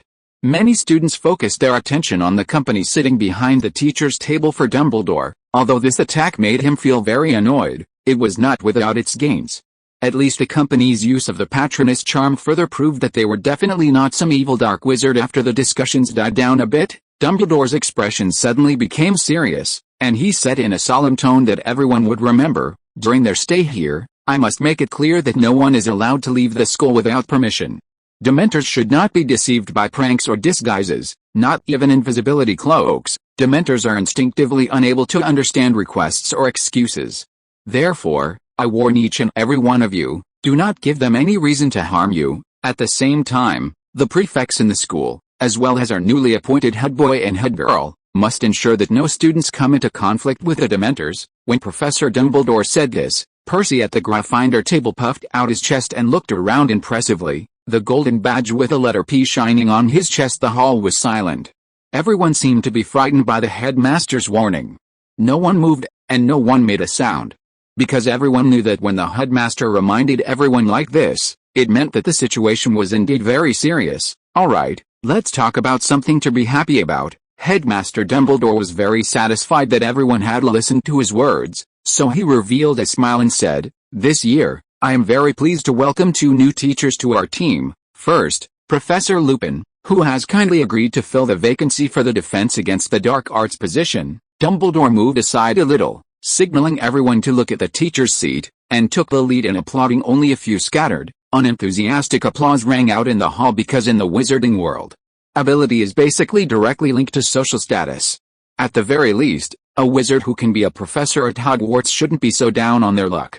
So Lupin, who was dressed shabbily, couldn't help but make people doubt his level. As for the second teacher we have appointed, Dumbledore continued after the not-so-enthusiastic applause for Professor Lupin disappeared, well, I regret to inform you that our Care of Magical Creatures teacher, Professor Kettleburn, retired at the end of last year to spend more time with his remaining little rascals. However, I am pleased to say that none other than Rubeus Hagrid will fill his vacancy.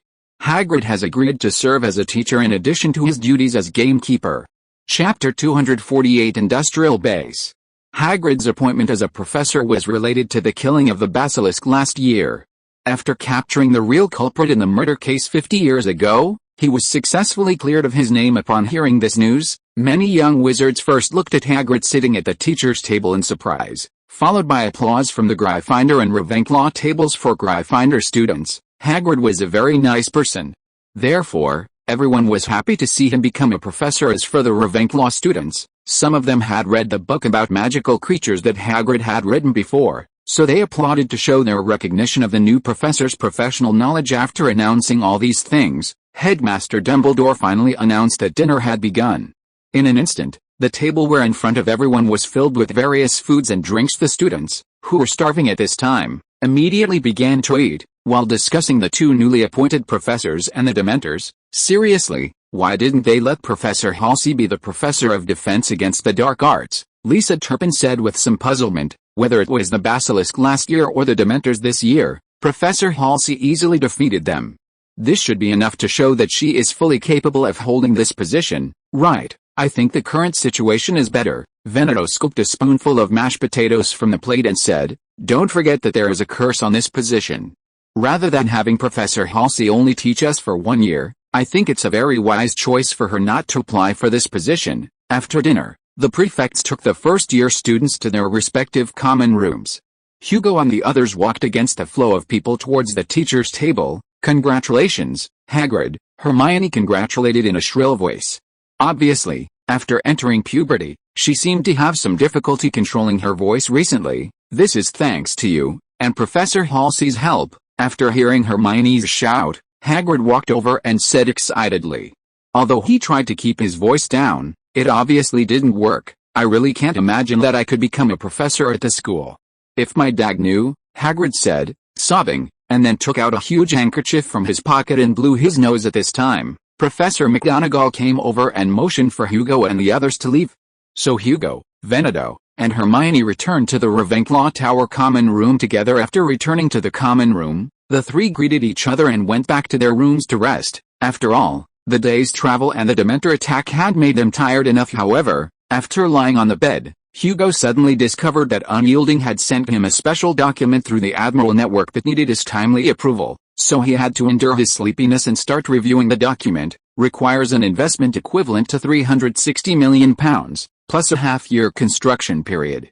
"What are you trying to do?" Hugo, who was originally drowsy, became energetic when he saw the budget on the last page of the document. "There's no way around it. If we want to make goblin silver, the most important thing we need besides those special refining techniques is something called the Earth's core furnace." Salem's voice came from the Admiral network. It turned out that since discovering the Wiccan Party's secret base during the last Christmas holiday and obtaining the treasure trove they left behind, the shipgirls had begun to study the three technologies left in that base. The first two, broom-making technology and wand-making technology, were not difficult for the shipgirls to crack, and even half a year was enough for them to improve on the basis of the original technology. To give a simple example, Salem has already developed a new generation of broom-making technology based on those flying broom manufacturing techniques. If there are no accidents, the broom named the Imagination series will officially launch its first product this Christmas. But the third, the Goblin Silver refining technology, was the opposite. After a full half a year, they barely figured out how the entire refining process of this artificial metal, which has extremely strong effects in the magical world, actually works. "We thought at the time that the difficulty of manufacturing this metal lay in the goblin's special magic, but as we continued to study this thing in depth, we realized that the real difficulty lies in the manufacturing itself," Massachusetts explained. "Just like nuclear weapons, the basic principles are not too complicated, but the details inside are state secrets. And even if you know all the details, not everyone can manufacture them if they want to." For the shipgirls, imitating the goblin's special spellcasting patterns, and even improving the spellcasting details, was not difficult, but they were stuck on the last step of manufacturing. Unlike brooms or wands, which are purely handmade or made in small workshops, the production process of goblin silver requires an industrialized production environment. In the past 6 months, the shipgirls have devoted a lot of energy to analyzing and optimizing the goblin's production process, and now they have finally come up with a plan for the construction of a production base different from the furnaces originally used by the goblins. The furnaces that have been re-optimized by the shipgirls have significantly improved both production efficiency and the quality of the final product. The cost of the improved smelting complex has decreased by 30%, but the yield rate can increase by more than 20%. It can be said that compared with the old version, there has been a complete transformation. The reason for this is that the shipgirls themselves are the highest crystallization of the national industrial system, so they are much better at industrialized mass production than the goblins, who are closed off from the world. However, it must be admitted that after the wizards blocked the wand-making technology, the goblins also developed their own magic system. At least for the wizards, this technological gap made it completely uneconomical for them to copy such a complete manufacturing system. So they are more inclined to use their advantageous position to buy these items from the goblins. Is an investment of only £360 million really enough? After the shipgirls explained the value of this thing, Hugo began to worry about the funding problem. For example, I see on this list that it says to dig a tunnel 7,700 meters deep into the ground to draw out the underground flames. Just this one thing should require a huge investment, right? If there's magic, it's actually not that expensive, St. George said. Otherwise, how do you think the goblins at Gringotts in London dug miles deep underground, even reaching the magma? Then where are you going to put this smelting plant? After getting the answer to the previous question, Hugo asked another question that he hadn't seen on the document. Because this thing requires you, Admiral, to make the final decision, Unyielding said at this time. Some of us support putting it on that island in the North Sea, while others support putting it in the mountains near the home port. What's the difference between these two places? Hugo asked. There are some slight differences, but overall they're about the same. Massachusetts sent Hugo a form at this time and said, for example, a base located in the North Sea may require more shipping costs, but it can save some on the construction of a defense system. If it's just this kind of difference, I personally think it's better to put it in the home port. Hugo thought for a moment and said, after all, that island in the North Sea used to be the Wiccan Party's secret base, and it's still a little less secure. Understood, Admiral. Unyielding nodded. I think in half a year, you'll be able to see the goblin silver we produce. Chapter 249 Day 1. Because he received good news, Hugo slept especially soundly that night.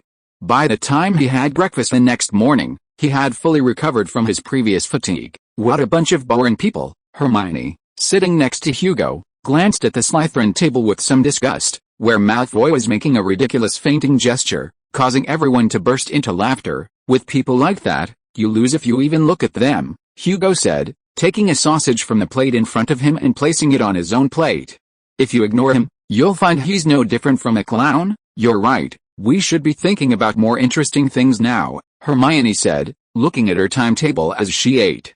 For example, we have several new classes to attend today. Yes, for example, you have arithmancy and Muggle studies at 9 o'clock today, Hugo said, smiling at his sister. You've found a way to attend both classes, of course, but I can't tell you the specifics, because I promised Professor McGonagall I wouldn't reveal it, Hermione said with a smile and a nod. Arithmancy is a divination that uses numbers to explain a person's personality and destiny, or to predict the future. It is based on Pythagorean philosophy and Kabbalistic tradition, which claims that the world is built on the power of numbers. Although Hugo and Hermione weren't very interested in predicting the future, they still studied these subjects very seriously because this knowledge of arithmancy can be extended to many areas. For example, whether it's alchemy or ancient rune magic, a lot of calculations are required to use them. After this class, Hermione indeed left for a few minutes under the pretext of going to the restroom. When she returned, Veneto quietly told Hugo that Hermione had changed a lot and must have completed a time travel. The second class was Transfiguration with Gryffindor, but because of Professor Trelawney's death prediction in the previous class, the atmosphere in the classroom seemed very bad. Alright.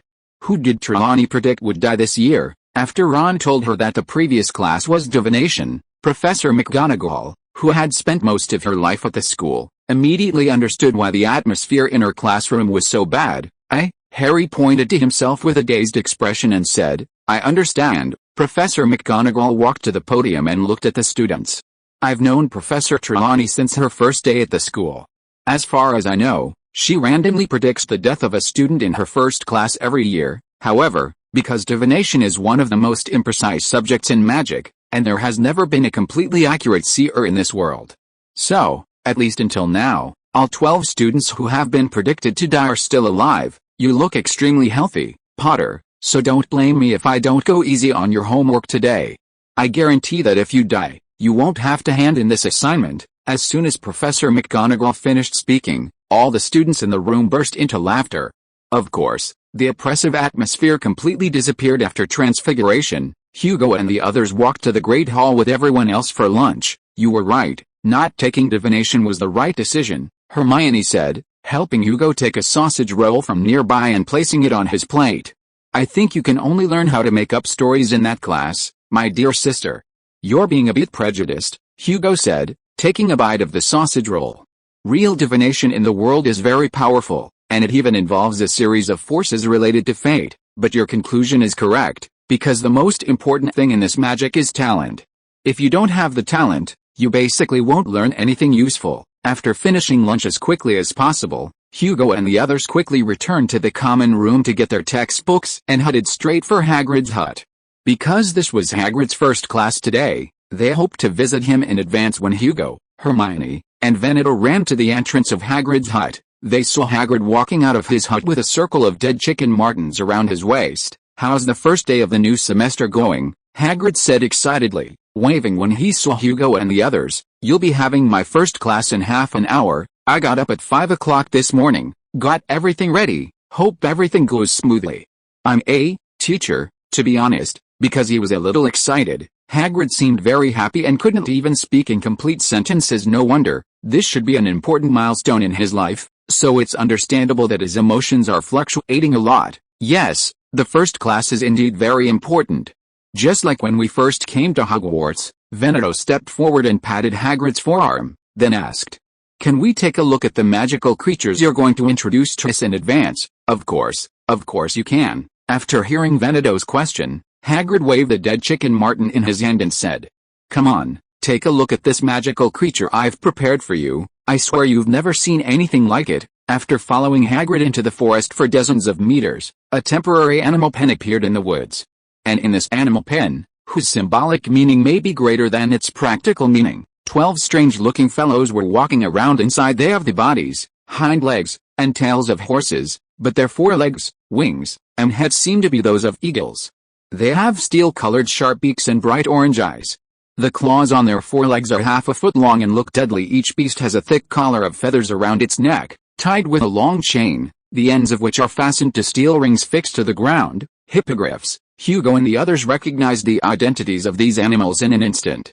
Obviously, their appearance was very special, so as long as they knew something about this animal, they could call out their names immediately. "That's right, it seems you've previewed it beforehand," Hagrid said, nodding. "According to the course standards, you should now be exposed to magical creatures classified as XXX or below by the Ministry of Magic, so I specifically found a way to get such a group of guys, hoping to leave a deep impression on everyone in the first class." Yes, this thing will indeed leave a deep impression on everyone. Looking at these majestic guys, Hugo had to admit that they did exude a certain beauty. "So the content of your class is to introduce these beautiful big guys to everyone?" More than that, after hearing Hugo use beautiful to describe these hippogriffs, Hagrid said excitedly, "I will also invite some students to ride these beautiful guys to leave them with a deep impression." Hagrid. XXX level magical creatures are not suitable for third-year students who have not received the corresponding education to come into close contact with. Hermione exploded before Hugo could say anything. After hearing Hagrid's words, "Perhaps in the eyes of experienced people like you, they are very easy to control, but for all," speaking of this, she glanced at Veneto and then changed her words. "For most students, they are deadly dangerous. Don't worry, they have all received professional training, and they are not completely uncontrollable beasts." After hearing Hermione's words, Hagrid quickly defended himself. "You're right, Hagrid," Hugo shrugged and said.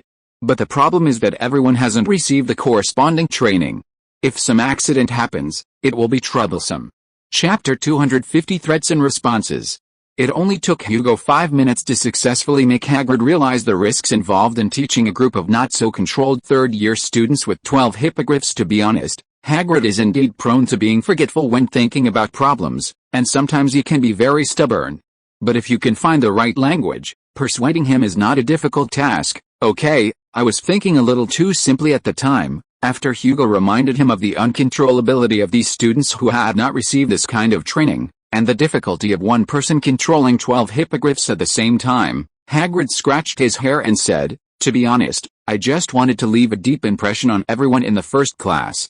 I really didn't consider that the students are not the same as me, and not everyone can get close to these beautiful big guys." So in the half-hour class later, Hagrid only brought Buckbeak, one hippogriff, as an example for everyone to explain in class at the same time. During the next interaction, he divided everyone into small groups, one group at a time, and then, under his close guidance and protection, they learned how to deal with hippogriffs. "Okay, I think you have mastered how to deal with this magical creature. Next is the practice time," Hagrid said, rubbing his hands. "If you want to get closer, perhaps because these hippogriffs did look a bit fierce, most people didn't want to get close to them. Only Hugo, Venetia, and Hermione strode forward. Of course, Harry and Ron also went up, but perhaps out of fear, they lagged behind Hugo and the others. "Well done, Grangers," and Miss Venetia. Hagrid unfastened Buckbeak's chain, and then asked Hugo and the others to approach the hippogriff according to the method he had just taught. Everything went very smoothly. After the three people bowed, they received Buckbeak's return salute, and then stepped forward to pat his beak. Did everyone see that this magical creature does have its dangerous side, but if we master the correct method, we can still get close to them? Hagrid shouted to everyone after Hugo and the other two finished their movements, because they saw that Hugo's group had successfully completed the predetermined actions in class, especially since they were not Gryffindors known for their courage. So the remaining students immediately formed small teams and stepped forward to bow, perhaps because Harry wasn't the first to appear this time. Malfoy, who always fought with him, didn't say anything nasty, but just bowed to the big monster in his eyes with an unwilling expression. Obviously, this attitude would not satisfy Buckbeak, so Buckbeak seemed a little unhappy and stretched out his wings. As a result, Malfoy was so frightened that he took a few steps back and fell on his back. My back hurts so much," because there was a protruding stone below. Malfoy happened to hit the stone on his back when he fell, and as a result, he twitched on the ground in pain. Let me through, let me through." After realizing that something was wrong, Hagrid immediately pulled Buckbeak to the back and tied him to the tree, and then walked to Malfoy, who was screaming on the ground. Then Hagrid bent down to check him, and said, "This should be a fracture or crack in the ribs in the back after hitting the stone. It's not a big problem. I believe Madame Pomfrey should be able to heal you instantly." After speaking, Hagrid picked up Malfoy and took everyone to the vicinity of his house outside the Forbidden Forest and asked them to wait here. Then he took Malfoy towards the castle alone. "Is Malfoy so timid?" Dean Thomas laughed loudly after Hagrid left, completely ignoring Crabbe, Goyle, and Pansy's threatening expressions. More than 10 minutes later, Hagrid came back again to continue the class until the bell rang to end the class. When everyone was having dinner after class, the news that Malfoy was frightened by a hippogriff and directly injured in the Care of Magical Creatures class spread throughout the school, and there were several versions. I heard that Malfoy, a third-year Slytherin, was so frightened by a hippogriff in class that he peed his pants, so he went back to the castle to change his pants during class. Marietta asked at the dinner table. "Is this true? He just fell after being frightened," Hermione said with a smile on her face. All of us saw that the hippogriff named Buckbeak flapped its wings 2 or 3 meters away from Malfoy, and Malfoy fell to the ground. Today's change brought Hugo 2 destiny points, and besides that, it directly caused Malfoy to suffer social death. So in the following time, the school was calm, not to mention Malfoy shouting to kill Buckbeak like in the original text. During this time he even tried to avoid everyone except during class time, to avoid others mentioning his actions in the Care of Magical Creatures class. Did you hear? This morning's Daily Prophet, they estimate Sirius Black has been spotted, Susan from Hufflepuff said softly in Potions class. Although Hugo was several tables away from her, the stacking of head statues still enhanced his hearing enough to hear the voice that was only slightly louder than a mosquito's buzz. It turned out that Sirius was discovered in a town not far from here. Although the discoverer called the police, the message was somewhat delayed when it was transferred to the Ministry of Magic, so the Aurors had already run away when they arrived. It seems that Sirius is still the same as before, hoping to come to the school to catch Peter Pettigrew, Hugo thought, watching Snape go forward to clean up the Hufflepuffs who were whispering underneath. "This is a good opportunity." "What did you say?" "We're going to practice shooting now." During the practice in the room of requirement on the weekend, Hermione, who had just finished warming up, heard unexpected news from Venetia. "Yes, because if you read the Daily Prophet, you will find that the other party is advancing all the way from the south towards Hogwarts," Venetia said calmly, looking at Hermione, who looked shocked. "I think I don't need to tell you about the danger of a violent person who can kill more than a dozen people at will, so we must do something to protect ourselves. I think we can practice some magic," Hermione said after thinking for a few seconds, but Hugo interrupted her before she could finish speaking. "My dear sister, although according to the knowledge we have learned and the training we have experienced, we are much stronger than most of our peers in combat, we are still quite a bit behind compared to a well-known dark wizard, so I think that under the premise that magic cannot reach a certain level in a short period of time, we can consider taking some other methods to temporarily improve our combat capabilities." "You just want to play with guns?" Hermione glared at Hugo,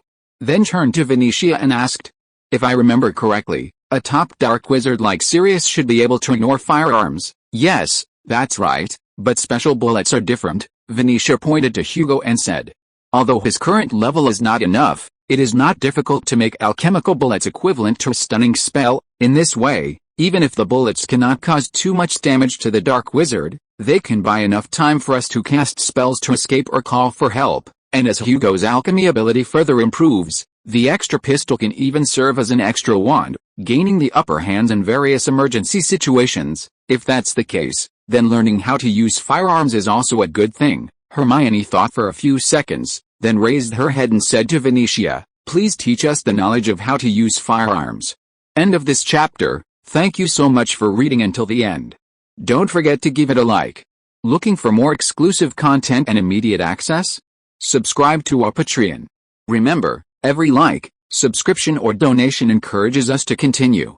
Thank you all. See you in the next video.